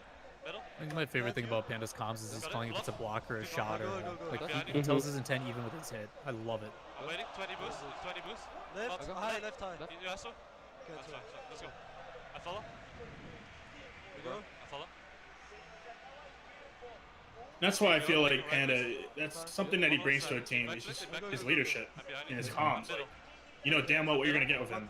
Up. Fast. Double. Panda's one of those players you hope to be able to build a team around. I'm zero. I bumped on. People don't realize that though, do they? You know, when they just look at mechanics or something. Over. That's, you know, Khalid's gonna be the best threes player. How's his comms? 20 and out. You know. 20 and out. Try better. Fake. You can go. Remember when it was like, He does now. I'll go. I don't know if it was season 3 or 4, whatever it is. Back when Panda was finally in conversation of being one of the best players in the world, Fake. Bump. Block. I'm and zero. no one talked about other than like, yeah, he's a great support player, he's a great passer, he sets up his teammates. No one talked about his comms because unfortunately we just never got to hear it. Back full now. Yeah. It was hard to give like One on side now. context to like why it was such a big deal because people are like, oh, the intangibles, whatever. Fake. You can go. Got it. Over him. Left side. I'm left. I think you're gonna get a lot more calm videos this season. I'm behind you. I'll go. Shoutouts to PK. Yeah. And Panda sacrifices like some, you know, as I said, concentration on mechanics and stuff to make sure his teammates know what he's doing. You know, he's not just focusing on his hit; he's making sure his teammates know whatever he does, One there. they'll know about it. Nice. I will say I wanted to do comms videos last season, but we kept losing, so Zero. Get a bump. I Get a just bump. Get a hold bump. them from Come back. posting. I'm zero. You can go. Yeah. I'll go. Block. Didn't us do a losing comm video? They did. Zero. Nobody is awkward. We Awkward, also did awkward. comm videos in season 7. I took that boost. I'm behind you. I can't. Okay, I'll force it. Fake it. Nice, I'm behind you. I'll go. A lot of these things that they're calling though, you can't do unless you're on LAN You? I'm bumping. or in person. Bump, get up. That's why it's nice. We I don't know if I ever mentioned it, but we have a TeamSpeak server. Fake, bump. I'm behind you. We have less than a millisecond delay on comms. You guys should I mean, do you guys ever use the Astro mix amps? No, we're sponsored by Lawler, They, which technically is Astro, but Behind you. we use the if you- Pro X. Time. One now. because there's the weighted daisy chain it, so you basically create your own Double. It's probably with no, faster del- than with no even. with no delay. Zero. I'm zero. I'll try. I'm zero. I go. I took that boost. You can I go. wonder if that's faster than like 0.1 milliseconds, because that's what our time is right now, our There latency. is none. It's live He's there. Awkward. because it's just hardware to hardware. I'm pretty sure. I'm right side. I mean, ours is basically He's there. Ethernet cable to Ethernet cable, You can go. I'm middle. because like it's locally hosted TeamSpeak server on network. I'm zero. I'm zero. I'll try. It's like the same way of doing it. Go again. You. Time. Should make a difference. It's gonna be so nice. I'll go. Oh, yeah. Okay, I'm behind you. Got it. You see how Panda's like making sure, like when you Like get time, time time, just time, then, he's yeah. trying to yell in because like this is our chance to hold it up. Like we need to get possession here. Middle high. I'm up. Panda is talking so much. I haven't heard much from Astral. He's up. I haven't watched this before, No. by the way. I'll go. You shoot. I'm behind you. Middle. So you're He's hearing- super quiet. I can't. I'm waiting. I'll go. Like you heard him say a couple things there, but I'm it's Yeah. zero. Go. Awkward. I'm right. I'm zero. And that's my problem too. If I'm Panda or I'm Yukio, do I know he's there? Do I know he's gonna pass it? They're just assuming. That's my big problem. Is that instead of assuming and you know he's there, he's gonna comment. Over. You guys are gonna play a lot better. That's been a big point of coaching Yeah. recently this for me. this part, seeing this part live, man. You always want to avoid having players assume things are gonna happen because if they're not getting calm, then it's just playing a guessing game. Well, yeah. Imagine if they're gonna assume and then your player that isn't assuming doesn't mix up. Yeah, exactly. Then mistake happens and you just lose. I'm behind you. He's there. I'm waiting. You can force. Just I'm behind it's middle. just it takes off the instinctual part. Like it's like a check mark in your brain. Like There. Block. I have time, I can go, I'm shooting, I'm doing whatever. Like it just checks it off mentally, so you can be like, okay, that's out of sight, out of mind. I know exactly what I can do. Right. There's still You can some focus on the next instinct, thing. right? I'm zero. Because Yeah, like, oh you're yeah, still 100%. trying to instinctually rotate, making sure you're in the right spot. I'm waiting But- middle. I'm waiting middle. Yeah, comms are so big for making sure I'm middle. you are actually in the The right instincts spot. are putting him in the right position. It's making sure he has boost. It's handling all the mechanical stuff. Not in. And then when you find out that information from like Panda in this case, that's when you can go and make your decision of like how can I best utilize what I have right now. He's there. Block. Yeah. He's there. It's like everything's fed. Like it's crazy. Right. And another interesting thing about comms in Rocket League is I think it's a big reason I'm zero. why players just start to feel mentally drained after a best of 7. boost, I'll go. God, it's Take my time, take my exhausting. time, take my Like time. we only get like 35, 40, 45 minutes of actual game time in a grand finals match, which is like nothing compared to a 5-hour long CS:GO grand finals. But the players in Rocket League are so much more You, Jahzo, you go. drained. I'll go, I'll go, I'll go. That's 0. than Yeah, it seems like no the other sports downtime. are. I'm 0. 0 Dude, back. like I remember even like casting these matches, Zero dude, back. your brain 30 is on back. overtime Take your for time. legit Nice. 35, 40 minutes I'll straight. go, I'll go. I got it. Block. I can't imagine even for you guys, the ones that are actually putting in Hold and up. putting, Careful, don't making the rest. plays. I'm behind you, you go, you go. God, what a read. I'm turning this audio down. See, Astral. He's just. Let's go. Just watch Astral. Let's go. Let's go, Verge. Let's fucking win this shit! Come on! Calm down, calm down. Come on, I go right. I kind of Calm agree with that. That calm down from Verge is kind of over. Like I like the hype, like he's trying to motivate them, but yeah, Verge. I think Verge on that one needs to be the one that's like the let's channel this energy the right way kind of thing. Are we The only stopping? problem with that though Oh, I is they don't stopped it. show the full like, intermission between games, so we don't know Yeah. exactly what Verge is saying. True. What's I wonder what the time is between those. Between the start of the next game and Yeah, like obviously we see a cut of those, right? Like well, obviously they're not going to want to give up everything Verge says because that's just giving Yeah, up yeah. some like key value. but I want a Jahzo. Yeah, but you don't get it unless you get it privately. No, I'm sure Verge got it. He probably just cut it out himself. Oh yeah, no, yeah, definitely. Verge definitely got the comms, and I'm saying like the public, because Yeah. in this sense, Just we saying, are I the want to public. hear what went down in that conversation, right? Like after that OT, I want to hear what he says and how he like channels that motivation, and like how he pushes like, okay, we're super hyped, but we still need to make sure we're level-headed. The biggest problem I have with Astral's comms there is he gives no confirmation of what he's doing. There was a time there where Astral had the ball and Panda's like, right, and he doesn't say anything and he just flicks it like sort of right. So even though Panda's calling for it, he's not saying yeah, right or something, he's just because Panda calls for it, Panda doesn't know if you're still gonna, actually pass it or whatever. He's just hoping, he's just assuming. So he's not as fully committed and trusting to that play as he could be. Because Astral's not giving him confirmation of what he's actually going to do. And that's all time he could be spending doing something else, right? Like he could be coming something else. He could be, yeah. And that Yeah, leads definitely. into the goal they give up in Game 7. Like, Astros, he has a save, but it's Yukio. He's diving for it. He doesn't think, someone has it. And then they bump each other. It's like that little thing could have been avoided.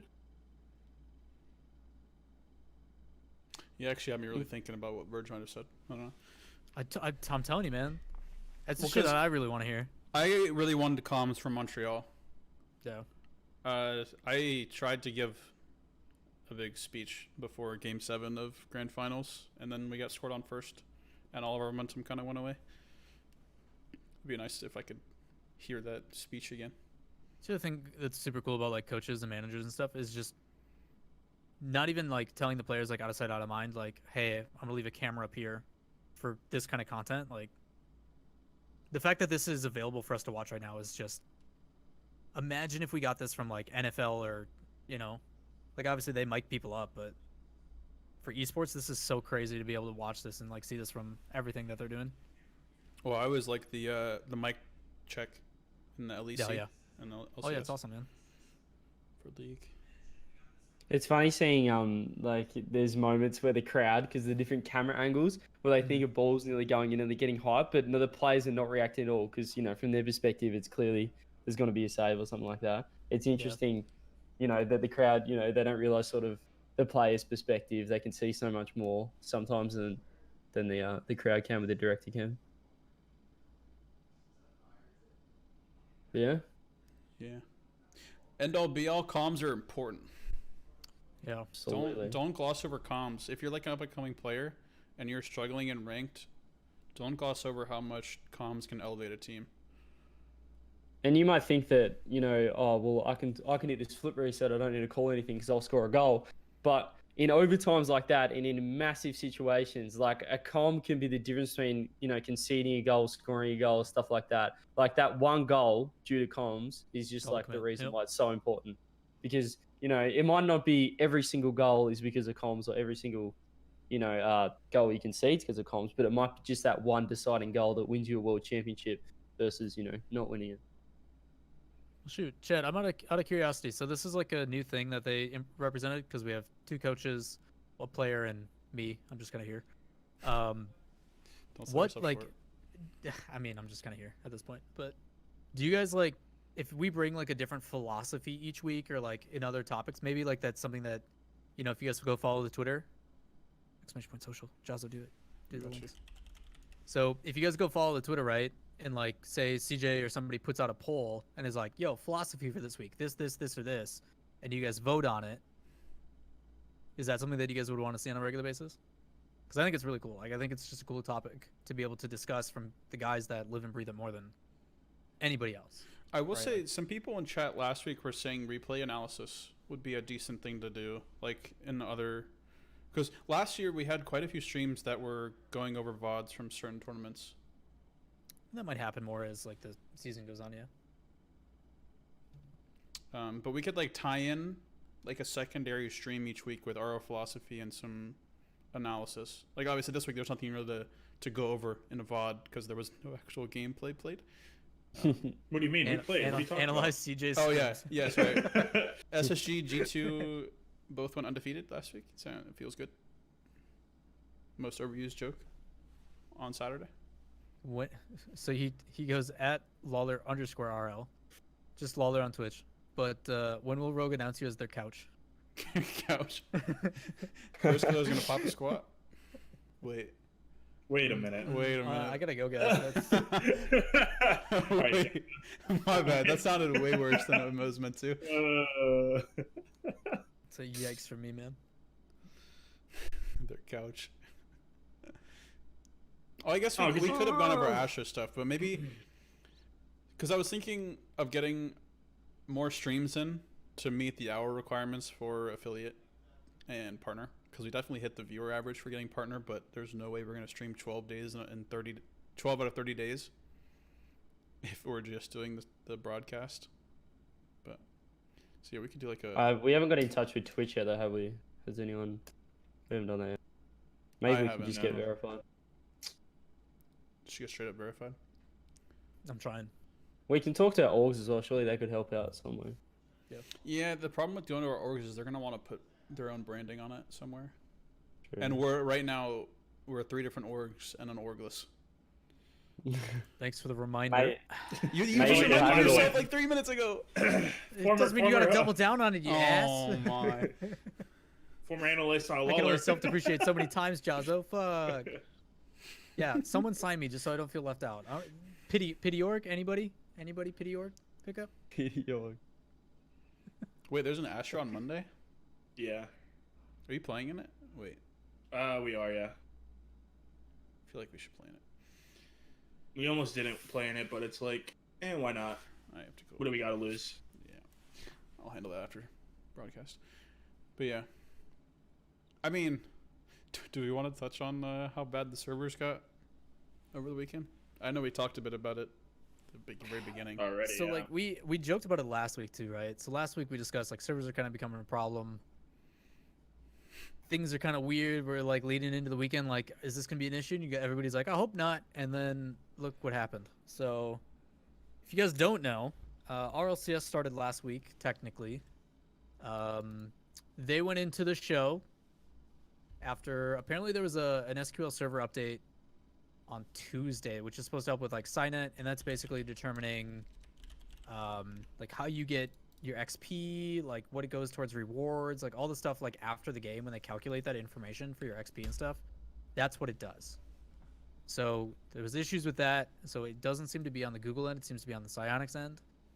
And then RLCS started, show happens, pre-show finishes, they go to throw into the game, and then after they play the intro for 45 seconds, comes back to the guys at the desk. And then it just kind of kept being a podcast, which was great. Kudos to the guys being able to keep talking. Like, as broadcast talent, like those are things that we love because everything's so scripted, like go, go, go. You only have so many minutes in between segments. That's when you actually get to hear the theory crafting and the stuff that we love talking about. You just never get time to do it otherwise.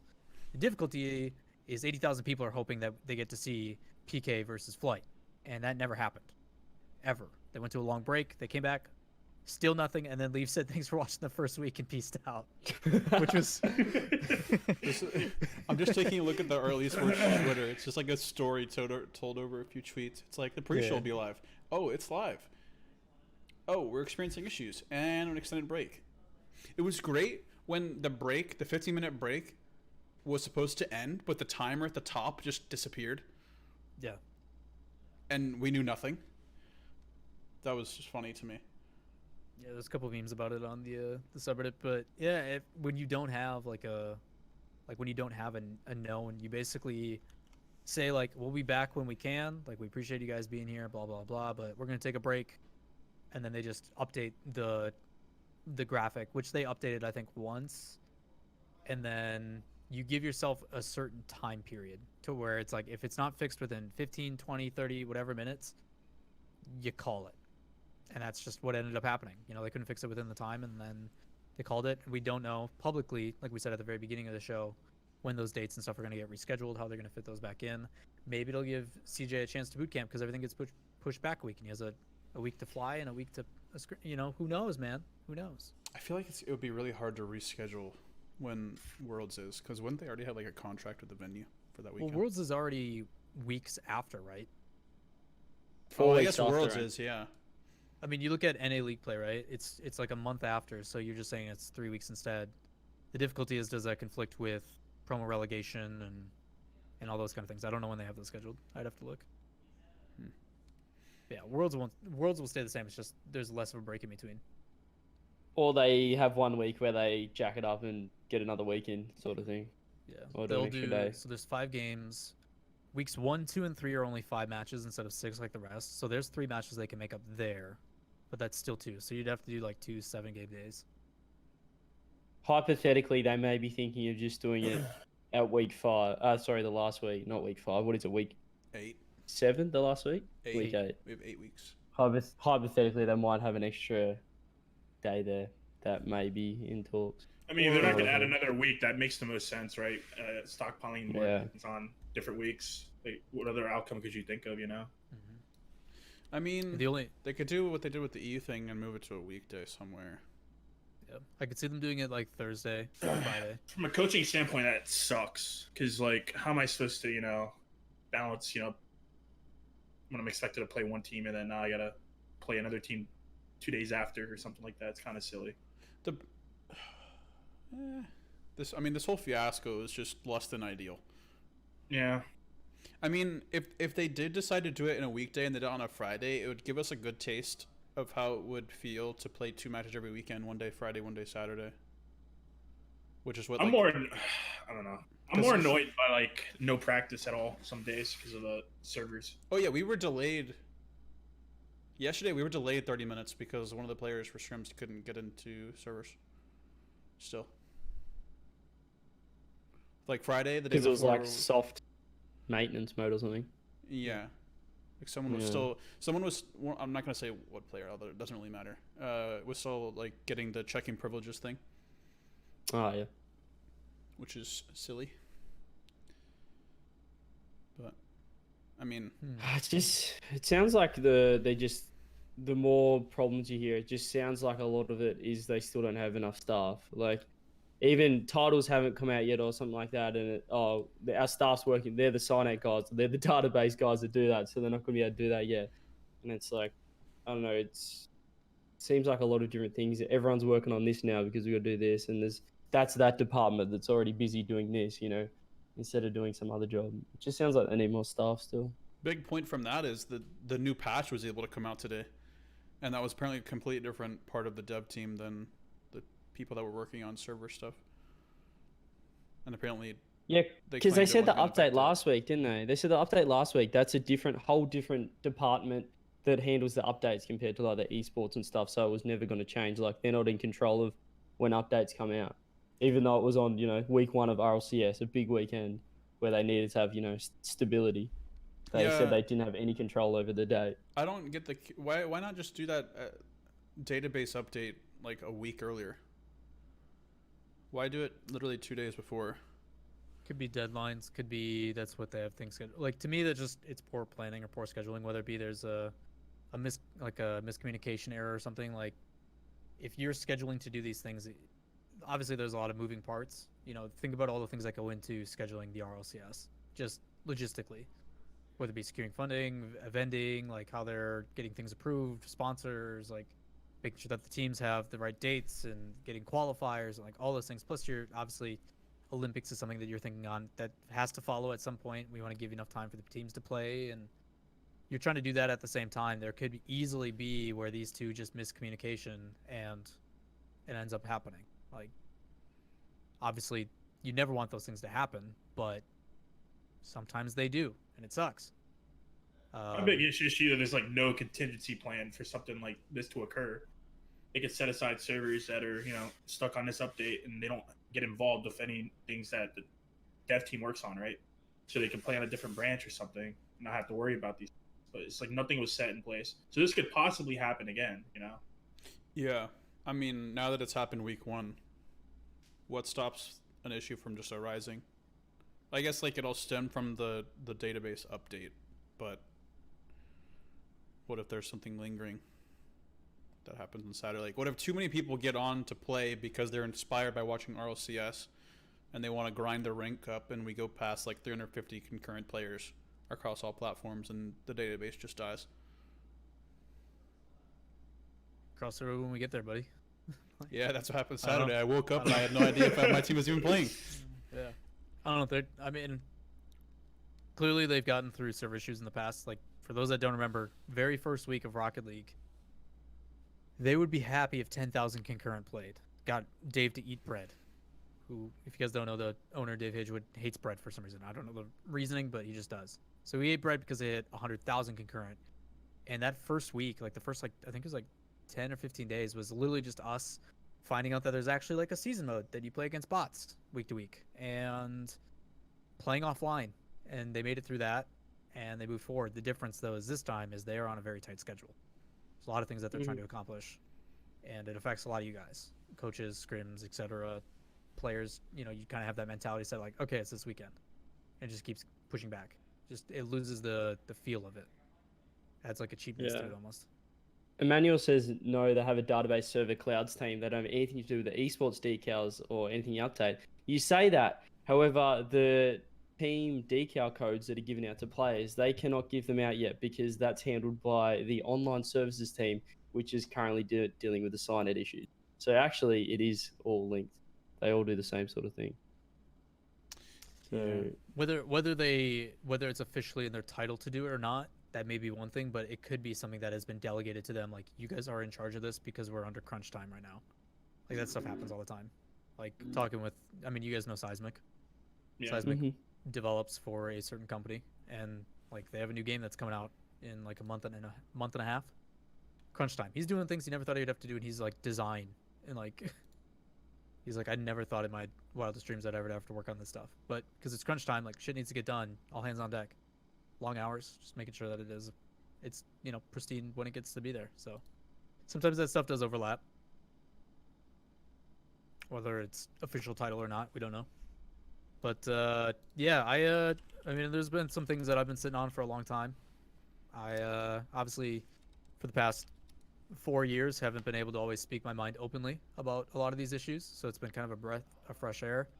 And for those that saw it, and for those that didn't see it, I put out a video. I know you guys have all seen it, but yeah, I put out a video basically detailing my frustrations, as well as something that we fail to do a lot, whether it be publicly or social media or otherwise, and that's try to be constructive and provide criticism in a positive way, to be like, these are the things, this is what I think can help.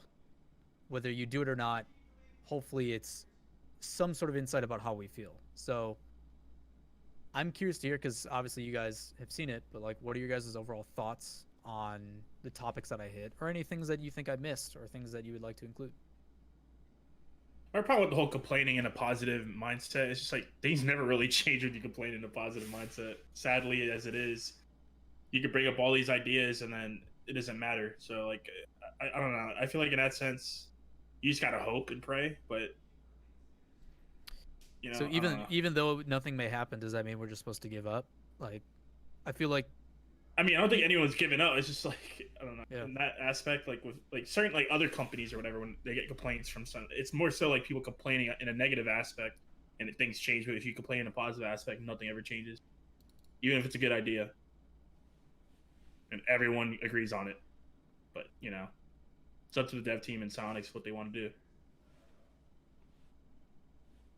It's, I don't know. They're all about like communication, but I like how I don't know. The best thing that's happened, I guess, in the past couple of months is now the scene itself is sort of onto Sonics a lot. You know, they're not just Sonics makes one post and everyone's like, "Oh, thanks for letting us know." They're all like, "No, one reply isn't good communication. Good communication is constant updates. You know, being as open and honest as you can to us, stuff like that." It's good to see that the scene's sort of getting onto Sonics about it because it is helping now that it's not just pros ranting and you know, coaches, stuff like that. Jahzo, what about you? I mean, it was all like well said, right? It's like Good vid. very good, very good. I don't know if any of us actually so said bad. it, but it's a good video. But it's like I could not think of anything right now. It's hard to think of new things like on this. So spot, the major things that I got, and I'll probably make a part 2 because there's some stuff that I missed out. But like, top 100 reasons to grind, right? Like even if you're not queuing like a club queue, which I think would consume most of you guys if you guys had an actual club queue to compete in. A top 100, you know, some way to incentivize that again, like they used to with platinum.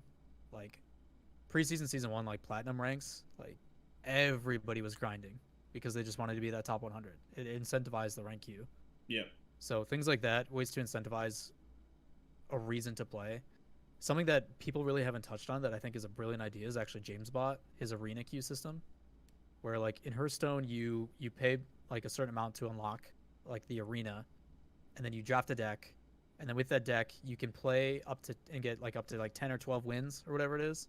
But if you lose 3 times, it calculates how far you progress with those wins, and then you get a reward based on how many wins you have. Like imagine in Rocket League you pay, you know, 300 credits, and you go into an arena and you play a Swiss style. So you play against another person who's 1-0, another person who's 2-0, another person who's now 2-1, and then you keep doing that until you get 3 losses. And then based upon how well you do, up to a certain cap, you get rewarded like an item, or you get credits back, or you get. But you make it so like by putting in credits, if you get at least 50% of your wins, you get your credits back and like an item, or like something like that. Like I thought, like when James talked about that a while back, I was like, that's such a good idea. Like for streams, like you have a story that people can fall into. Like it gets people playing your game and spending credits, and like, hey, if they go 0-3, like the company still makes money. Like there's a lot of things about it that I'm just like, this is sick, and it doesn't cost anything for Psyonix to just be like, yeah, here's some wheels, here's some this, here's some that. I mean, they're already paying for something, right? Yeah. That just also leads into like transparency for me as well. Like there's like literally no roadmap at all. Like what's going on? Like what's the next plan? What is the next thing that's happening? Olympics. Yeah. Yeah. Okay. No, in terms of the game though. Like if you think about it, like Rob, Olympics. Okay, Rob. Have you I heard mean, about like, it? the Olympics. overall game though. I'm not talking about like esports. I know, but that's it. It's the Olympics. So But okay, dumb. even if they put out a roadmap, the last time they put out a roadmap, it wasn't even followed. True. So like, yeah. it's a struggle. There's no Have you updates. guys seen the tournament post? Did you guys ever go look at that? So for the issue that I have like most about that video is I had like B-roll over everything I said. I had like edits with it. Like it was a good video that I had really well prepared, but my software just kept fucking breaking.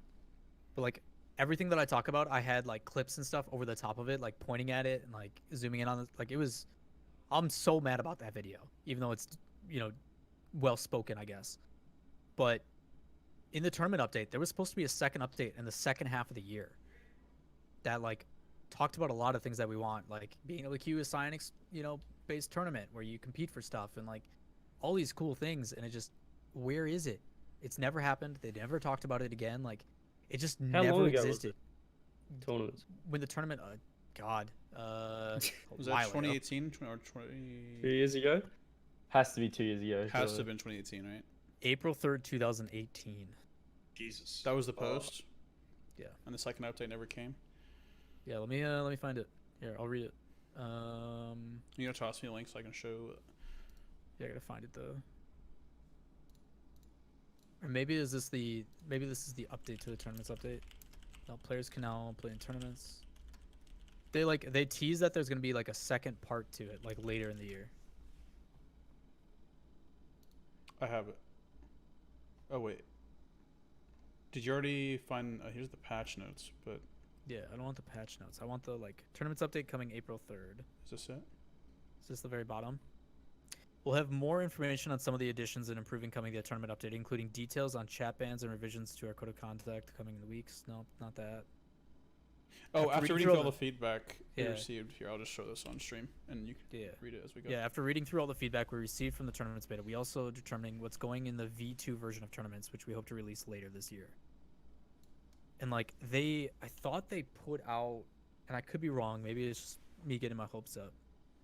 But like I thought there was a post somewhere talking about like what some of those features were supposed to be, but the fact that they hint at like a V2 that we hope to release later this year, that's the last time we heard about it.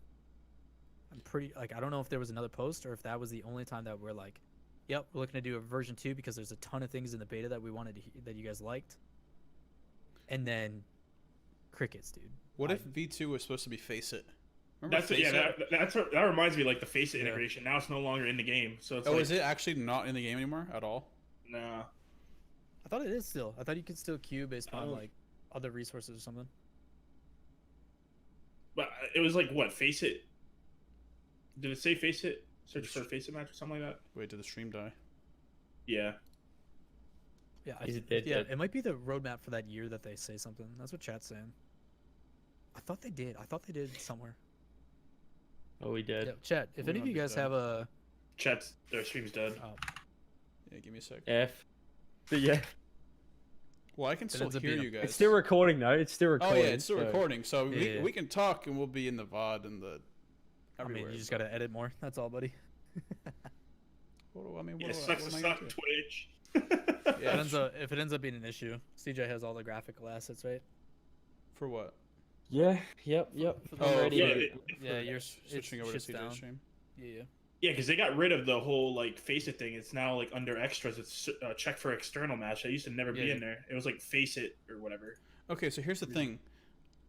I know, like, we're trying to keep content for the VOD, but like, We can I'm just still talk getting, about it. I'm still You're getting lagging. chat.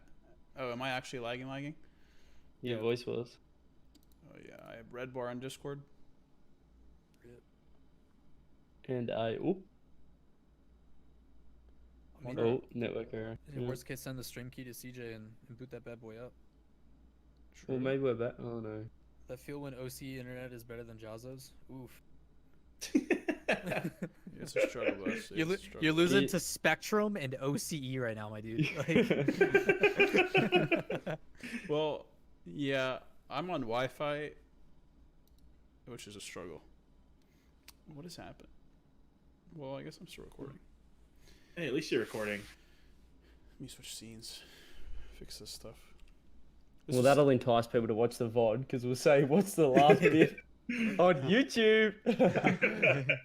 Yeah, you guys can watch this Thanks on. for watching. when we On come back, we're like, yeah, SoundCloud. guys. Hey, guys, make sure you go watch the VOD because there's no leg there, you know? Like,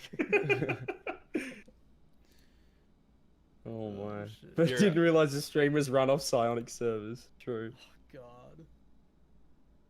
G2 Coach Production. No, Sonic's keying out to It's- Jahzo's internet. it's not production. It's just my internet, man. Oh no! Why didn't CJ save Jahzo's internet?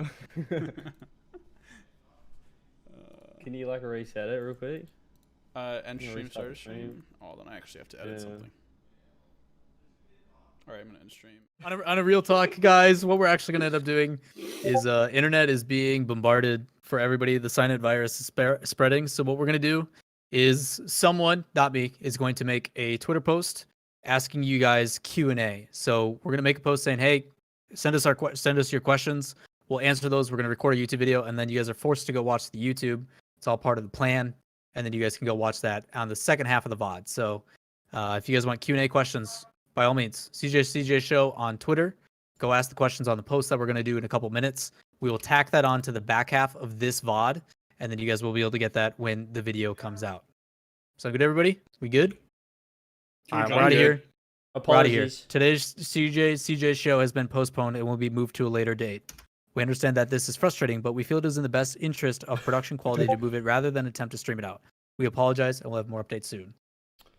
Thank you, everyone. Maintenance mode will Bye-bye. still be in until further notice. Goodbye. Peace. Live? Not Yeah, I live, think, but we're recording. Like maintenance mode is officially over temporarily for the lucky individuals that made it through, that are able to test our servers. As Jahzo's still lagging. What? No, you're good, man. Your webcam's having some hiccups. Oh, am I You're actually? You're like indecent exposure over there right now. Like Wait, what? your What's face it is called? all blurred and stuff. Yeah. Oh, well, okay. Got On some my private end, thoughts. everything's good. So if you just want to like, That's fine, man. That's fine. the All right. recording is good. All right, as long All as you right. look at there. So the number one question that people are asking is probably about the pro power rankings. Something that they did a little bit differently this season is it looks like they reached out to you guys and took a poll and are like, what do you guys think based upon like scrims and stuff? So I guess I'll let you guys kind of go for it. Like, how did this process go? Like, how did it, like, what did they do to get these answers? Like, was there a specific questionnaire you guys had to fill out, or was it just like, yo, rank your teams? And, like, what's the like criteria you based it on? Chrome, start with you. Yeah, so Gibbs basically came to all the players and was like, hey, let me get a brief, like, what pros think of power rankings and who's, like, at the top, basically. And I gave mine, and it was pretty spot on with Gibbs. I'm assuming every other team. He did, like, a voting system or whatever. And, but yeah, what I think as well, like, I think, yeah, we're at the top of energy. I think G2's right there as well. It's just up to them to show up. And I think United's slacking, so they drop down a few notches. What's the name? Flight and Afterthought still need to, or not Afterthought, Sonic still need to prove their worth. So I still have them pegged at the bottom. I feel like Did Ghost you- is. Did What's you that? have Sonics below Flight, or did you have Flight above Sonics, or vice versa? I asked the same question twice, just backwards.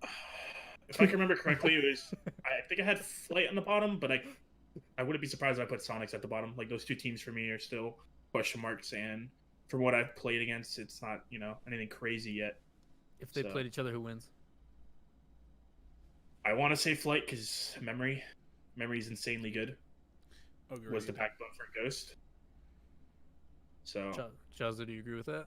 Flight over Sonics? Yeah, mostly. Although I'm still hesitant to say that Sonics won't turn up when they finally go live in RLCS. Because I'm so confident my boy Dapper to come back, and Sathy. I will agree, Sonics can only go up. They got a team house, facilities. They're strictly business, so they're a team that you could definitely be a sleeper team. But it's gonna be tough. That's fair. Jahzo, what about you? Any of these that you disagree with, without being biased? Not really. I will say just before this like goes too far that the poll we weren't allowed to vote for our own team. I don't know if Chrome just said that, but because he accidentally I don't think followed it, but Yeah, I don't think I followed that. Well, you weren't allowed. I don't know if to we're actually- allowed to talk about this, but I'm gonna throw Chrome under the bus. Like, No. Yeah, most of these I agree with. Maybe some of them like plus or minus 1 or 2 spots. Like Cloud9 at 6th, I think is a little underrating them at the moment. And I think it's like syndrome of RLCS. Everything comes down to the day of. Anybody can win. It's like Cloud9 can beat Knights. Knights can beat Cloud9. So I think consistently Knights will be above Cloud9. Not at this point, but I can't really. These are my exact. It's just I have 4, 5, and 6 fighting for that 4th spot. Agreed. I think on a good day, for either SSG versus G2, I think it's whatever team is feeling more hot that day. Yeah, We're pretty even right now. SSG is actually really good though, I will say. Props to them. And Energy's like Energy. I'm having some misgivings about Energy though. Energy is beatable right now, but it's Energy, so they could turn up. Yeah, agreed. So give respect to the world champs. I get it. CJ, I mean, you obviously have played some of these guys in the past. You played them most recently at Montreal. Yeah. Yeah. They're all new rosters now. I So played. Yeah. They're all. I think so. I can't remember who I played, Played but I also Energy, took DreamHack. Yeah, I played NRG all the time. But so G2, obviously, you guys, I think a lot of people are surprised you guys rank third. I've sort of always seen you guys as a scrim team, so I'm not sure if Chrome can sort of input on it. Are they like scrimming even better than in the past? Because like I've always, every time we've sort of scrimmed G2, they've been like looking really good. So it's interesting that pros are ranking them so high because I thought that a lot of people would be like, oh, well, that's just usual G2. They're just good in scrims, but I'm gonna interject they're and say not. the last time that other teams saw us play this well in scrims was season 7. Yeah, I will say season 7 league play before and then lead up to LAN. I want to say after, was it Dallas? After Dallas, G2 were like insane in scrims, and then lean at LAN, they were destroying everyone in scrims on LAN. So I would say like before the whole Cronovia era, because when they had Cronovia, they were definitely a scrim team, but then when they picked up Chicago, formed. But I would say they definitely picked up that, notorious, I guess accolade, I guess you could say, of being a scrim team. Can you like after see Dallas. the noticeable difference? The fact that they're now in the no longer hotel officially confirmed team house. Not yet. Other than probably having like no delay in comms, not yet really. I still get the same G2 vibe that I get when we scrim them. The fact that you do get the vibe is good though. At least for me to hear. It's like going deeper into coaching. But yeah, it's like as long as we're giving off the vibe we want to give off, it's good. It's just like the small few percentages that are being perfected because East Coast ping for Chicago, less ping for latency like over comms. I mean, I look at it like this. You guys are grand finalists for Worlds, grand finalists for Montreal. You had one bad season. Like, you're not just going to be crap all of a sudden. Like, it doesn't work like that. Like, you had some close series in league play. Like, I'm not going to count you out. Like, any of those teams in the top 6 can honestly get top 2. Yeah, I actually agree. All 6 of these teams are really good. Yeah, I look at the nod towards Ghost because a lot of people were kind of curious on how that was going to apply. I like the fact that PK is still in contention for 4, even with AJ. To like missed, like that team when they had missed just felt like something was right. He fit in, it molded really well, and now that that's gone, like a lot of people are questioning if that was going to stay the same. And I know I had the same thing. Based upon what I've been saying, is that I think it is a lateral move. It's going to be different, but for the most part, like it should vibe about the same. The one that I'm really excited about though is actually Ghost. I think them not having first killer was a much better decision. Yep. Mm-hmm. They had that random factor too. Yeah, I mean, you saw them in Astro when they played Cloud9. They won. They definitely have some sloppiness to them, and I think that's just a matter of Mist proving that he wants to be more involved on offense. And once they kind of find out how that rotation is going to work, IOs are always still and always going to be on Illusion on that team. But for Cloud9, like you can tell, like, and I'm obviously basing it just on the only results that we have since the tournament situation. They just don't seem to trust him. Like the amount of times I saw Gimmick cut rotation and just right in front of tournament. I don't know if it's a communication thing or what, but I already see some tendencies that are like, this could get bad. This could get really bad. But despite that, they're still, almost top half. So Cloud9 is a 50-50 team for me this season. Yeah. Either Gimmick reminds me of like the new age Jacob, like with the rotations and stuff like that. So it's just like on him to, perform, in my opinion. My prediction is Cloud9 either takes that 4th spot or is in that like 7th, 8th spot. really, Yeah, I don't is think there they is get there any 5th, is there 6th. any teams not in the bottom 2 that you could see definitely being in like relegation? I think Like United a has Rogue or potential going United? down. Okay. Rogue No, United, yeah. Rogue, I don't know how other teams feel about Rogue, but I think they're playing pretty decent with first killer. We'll see that. I mean, we literally play them. I mean, they at some played decent point. with AJ in scrims, so it's not really saying much. It's a Cronovia team. When I think of a Cronovia team, I think of like they're doing things that they're not going to do in match, so I know what to expect. Yeah. I feel that. So getting back to just Cloud9 quickly, you said that they did come 4th or 7th, 8th. Is there any chance you can see a C9 top 2? Like, how good they sort of can be. Not Is this it, season. There's too many good teams. There's too You many think good it's teams no to take chance? over Cloud9. No. No, the top 4, top 5 of NA right now is like some damn good competition. Yep. So you think the highest they could get is 4th, like, Yeah. at their best right now? I mean, I if think we so. shit the bed, I think Energy and SSG are top block for top 4. If we shit the bed, Cloud9 can take our spot. But Yeah, we're not shooing top 2, like, or top 4. Like, I don't think of any those teams are shooing top 2 right now. Even NRG is toppling a little bit, at least. I won't speak on that too much. And the fact of the matter is, too, there's 8 weeks now, so there's a lot more time, I guess, in a sense. Even if it's just you're playing one team once, there's still a lot of weeks. You're playing 2 months instead of 1 month, so. Yeah, you have a bad series against a good team, you bounce back and have many good series against teams that you should beat anyways. It's all a mental game after that. Yeah. It's super weird because everybody like talks about getting hot at the right moment. You're now having to get hot 3 weeks later or carry that momentum going through. Yep. And then the turnaround time for LAN is pretty quick too.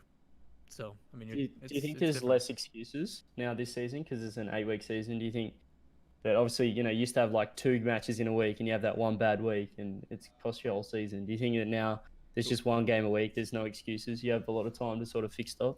The one big excuse for me is you're only playing one team once. Or each My team only, once. my only excuse is the teams that are playing twice in a week. They're not playing each other. So, like for instance, with Energy, they play United week 4, and then they play us. We only play once. Whereas, like the only time they have it for us in our schedule, like Okay, week yeah. 5 or week 8, we play G2, but they also play another team, and we also play another team. So it's kind of balanced. But some teams have that unfair That advantage, I warm-up. guess. Yeah, they have that warm up. Well, hopefully with the server issues, you get that extra game. Yeah, hopefully that'd be Somewhere. nice. Yeah. Week 4 would be nice. It's got to be put Yeah. somewhere. I think that's why a lot of us were frustrated. Is like you could have did 9 weeks. Everybody could have played 1 match every single week. It would have worked out perfectly. Because then it would have been 45 by 9. It's 5 games every week. Good to go. Why not? Yeah. Yeah, but so for the most part, just to wrap up a little bit, the power rankings are pretty accurate. It's just Cloud9, I don't think will actually be in the 6th or 5th spot. It'll be 4th or 7th, 8th. No, I don't think any of those teams are safe, man. It's True, also that, but yeah, it's pretty cutthroat out there, man. Even look at the bottom half, man. Like you're talking the difference between some of these guys. Like you look at that 8th spot, right? That's now not playoffs, but it's also not relegation. Like that's scary. You're talking 7th is safe. They're not in, they're not out. They're there. They get to live. Like you're talking, there's a lot of Wait, teams that are 8th gonna be fighting. is So relegation. Yeah, 8th 8th and is 9th. relegation. Yeah, 8th, 9th are gonna compete for a chance to stay in. Mhm. 10's automatically gone, but 7's just null. You know. Limbo. Yeah, they're just there. We'll see you next season. You know. So, you've got a lot of teams. Like think about all the teams that are gonna be fighting for that 7th spot, or like competing to make sure they're not there. Like you're talking a game difference between maybe even Cloud9 being in that spot. Like it's the difference between playoffs and not, and giving yourself that second chance. I mean, we've seen very minimally teams make that run, but like Rogue proved they did it. So Space Station always, or not Space Station, fucking Ghost always goes in with a good chance and then shoots the bed and ends up 5th. So Happens. I feel like Rogue have more potential to do better than E United. I don't know how you guys think I'd in agree to streams that. and stuff. I feel like E United are just like trying to keep their head above water this season. Like I can't see them making worlds again, and I can see them just getting that 7th position, like at best, sort of Yeah. thing. Of what I'm thinking from them. Yeah, I just look at the other teams below them that all have possibly more potential to like go as they want. Like they're on the upswing, right? Like Rogue is first killer gets more developed, he gets more comfortable. Like who knows if he starts popping off and like that creates so many more opportunities for the others. You look at Flight, like so all of a sudden, like I know a lot of you guys agree that Memory is probably one of the most underrated. I know Chrome, you especially agree with that. yeah. Like that could be a team that just all of a sudden, Rapid's feeling it. Seabass still puts away shots. Clearly the best player that was on Allegiance. And same thing for Sonics. Team House, like they start vibing, like things start clicking, like it's all business, like you said. All of a sudden you find these teams that are all fighting for those spots. That's scary. That's really scary. This whole season is scary. I'll be real with you. Yeah. I can hear people screaming even in the background of your own house, man. It's terrifying. Yeah, that's Reed probably playing Siege or something. Well, Yeah, so I mean, him, Garrett, and Torment were going. Something like that. yeah. I think we've spent enough about power rankings. This is a good one. Good question to whoever that came from. We just copy and pasted. Sorry. Someone asked. This is a quick answer. Chad disagreed with me, but I said regarding Astral in the comm video, I said I would rather have someone who can bring the team up in comm well, rather than a person who won't comm a whole lot and will tilt thoughts. I mean, that's pretty much what we talked about. Communication is like super important. I'll take someone who's got really good comms and good camaraderie and chemistry over someone who may just be super mechanically good but tilts really easily and just gets in their own head. Next one up. Who would you pick as the 4 LAN teams for NA and EU? Chrome and Jahzo, assume that your team makes it. Okay. CJ, you two. My new team, by the way. XD. I'm not starting. Kappa. Chrome, take it away. You're ready. I would say Energy, Space Station, G2, and Knights. So And exactly for the power EU, rankings. Interesting. EU, I would have Vitality, Mouse, Dignitas, and Reciprocity. Okay. EU, EU. I'm in complete agreement. I'm doing it backwards. NA. In no particular order: Energy, Space Station, G2, and Cloud9. Really? Yeah, there's something about Cloud9 where I'm just confident that they're just gonna pull it out and just get it. Granted, We thought that too, and look where they ended, man. well, we thought Cloud9 and G2 had a really good chance of making land last season, but look where they both ended. Yeah, exactly. Like, I don't know. It's too competitive at the top. CJ, you go.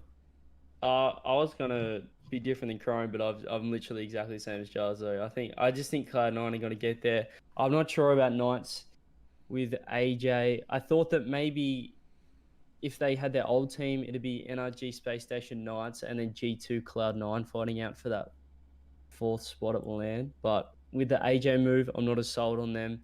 I think the Cloud9 can bounce back. So I nearly think maybe Ghost as well and Cloud9. It's going to be one of those two for 4th. But I think Knights aren't going to go as well. I just have this feeling. And then EU exactly the same. So Vitality, Dig, Mouse, and Reciprocity. I'll follow the rankings for NA exactly. I actually agree with all 4 of those and the placements too. I think that leaderboard is perfection. So congrats to you guys.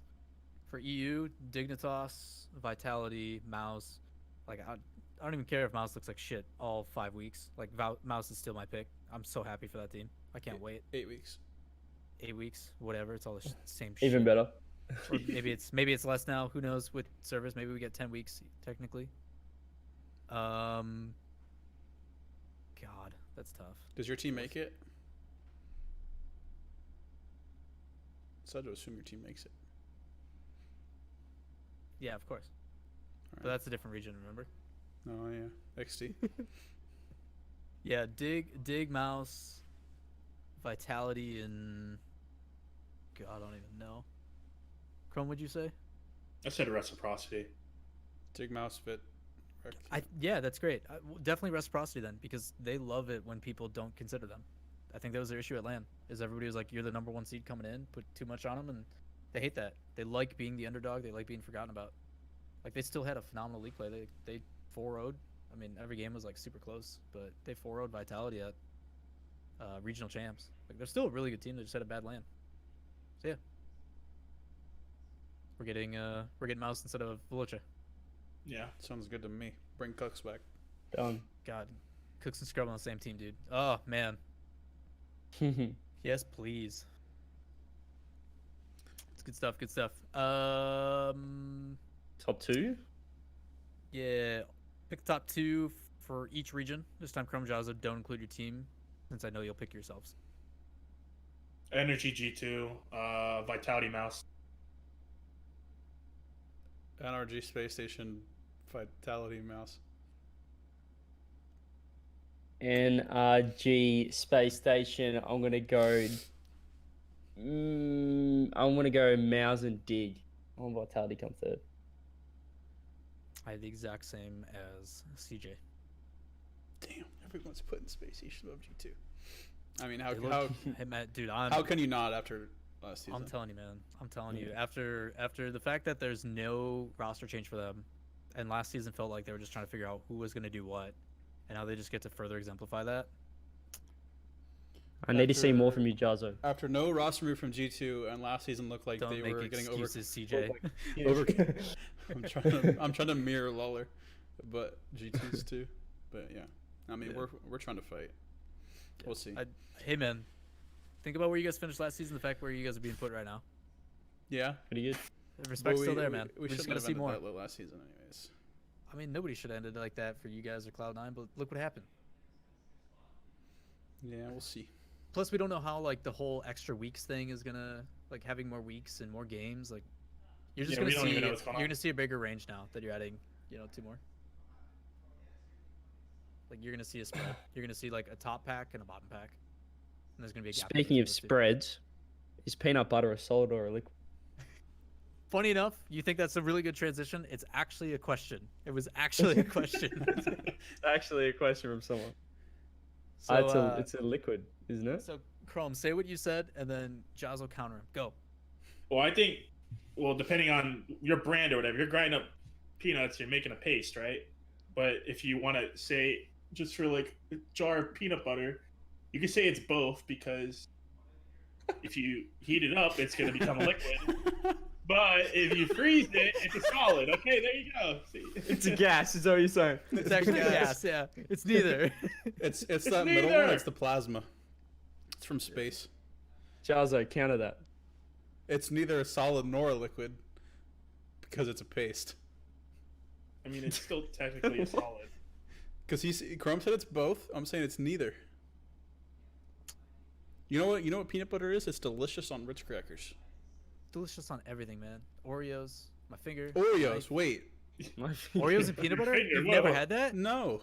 Oh, do you have Oreos or peanut butter in your house right now? Yeah, we have jars of. Go right now. I don't have any Oreos. You said yes. I said I have jars of peanut butter, and then you said, "Oh, go." You didn't let me say that we didn't have Oreos. You said yes first. That means you confirmed the thing that I said previously. Mm. Yeah, but I Tomorrow, clarify instead those. of, tomorrow, instead of ordering more Uber Eats, I'm go not get the one some ordering Oreos. Uber Eats. I'm just saying. All Be right. the change you want to see in the world, Jahzo. And go get some Oreos.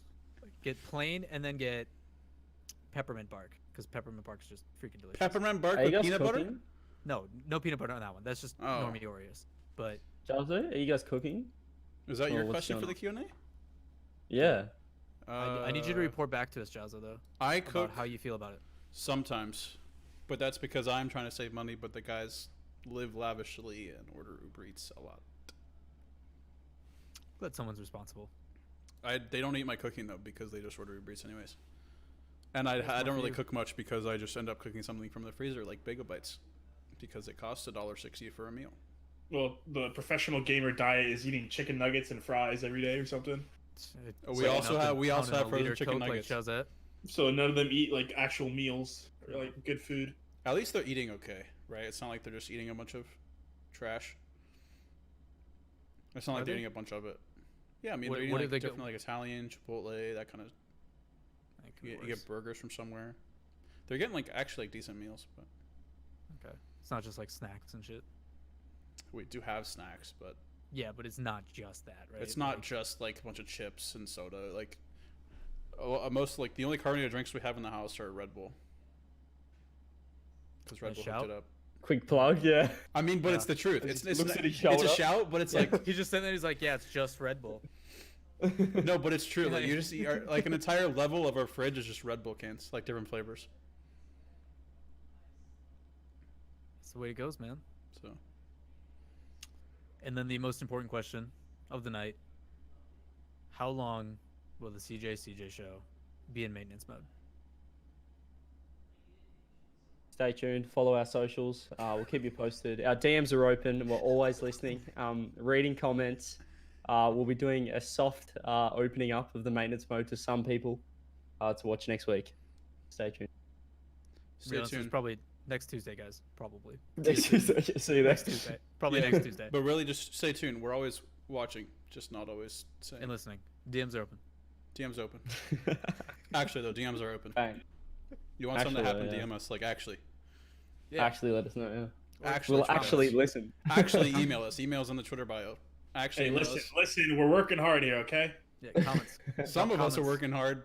Some of us are just sitting, looking pretty in a reflective jacket. Wait, Hey what? man, that windbreaker. You can get it is too at slick. spacestationgaming.com, okay? Oh yeah, you want the sick new G2 jacket with Red Bull on it? Go to I'm g2esports.com/shop. gonna, I'm gonna DM Sean Duras right now. Hold on. Listen to this. Watch this. All right. You're gonna do it live? Well, not live, but I'm gonna like do it right now. I'm gonna do it right now. live on Hey. pod. Chrome said you guys would send me Wait, I could DM those Sean new Durst. windbreakers. Uh, They look sick. He promised you would hook Oh it up. my god. Oh. Totally not kidding. 100% serious. Thank you. Thank you, Lawler. Send. I'd show you that image, but that is it's a DM, so it's. It actually it's does private. look really, really good on They're webcam. so good, man. They're so But good. in person, it's like really dark. Does Good. it feel good? It's a windbreaker. It's I don't know. Breathable. It's like a probably windbreaker. it's pretty loud. Yeah, I've got my. Yeah, it's loud. I'm gonna go sell out. Give me a sec. They don't sponsor me anymore, but contract. Look at this guy delaying the end of our broadcast. We just called socials, and this guy is going to get something to sell out because we already sold out. No, actually, like wearing a jacket like that would be so bad in like class. Like back when I was Yeah. still like taking college courses, I had one like that. It was so like I always wanted to wear it because it looked good, like my jacket like that. But then I'd always feel guilty because I'd like come in, sit down, and just There. be super loud. CJ, where's your sellout? Hey, wait, I'm sponsored by that company. Yeah, they're good shit. Is mine backwards? No. For you, it is not for us. Mine's just here. It's backwards on stream. That's so No, for unlucky. you. Accident. No, for Yeah, you, no, it is. because For I- us, it's not. I don't know. Actually, I don't know if I have a link for Is it renegades.com? I'm not sure. Oh, we'll see. No, it's backwards on stream because Okay. You just got signed today. It's okay, CJ. You just Check out renegadespro.com. CJ, why do you still have a Tain in Mine's chair? That's not an org anymore. It doesn't matter. That's a limited If you send edition him a now. chair, then he'll change his chair. Yeah, send me a chair. Yeah. Check it out. Mine and Lawler's org, renegadespro.com. Check it out, Renegades. Whoa, / collections / apparel. Don't. Does this font? Spoilers. Wait. Oh yeah, XD Kappa XD. Yeah, Yeah, this Lawler actually Renegades coach XD. No actually Kappa. happens, I'm gonna laugh my fucking ass.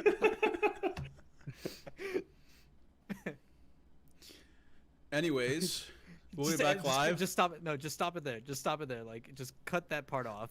Like, All right, you're gonna crop that at the end of us. So what you want to do is like the 40 times that we close the show, you'll just fade as we do that. Fade like when we're laughing. There you go. All right. Yeah, done. Cool. Done. Lock it in.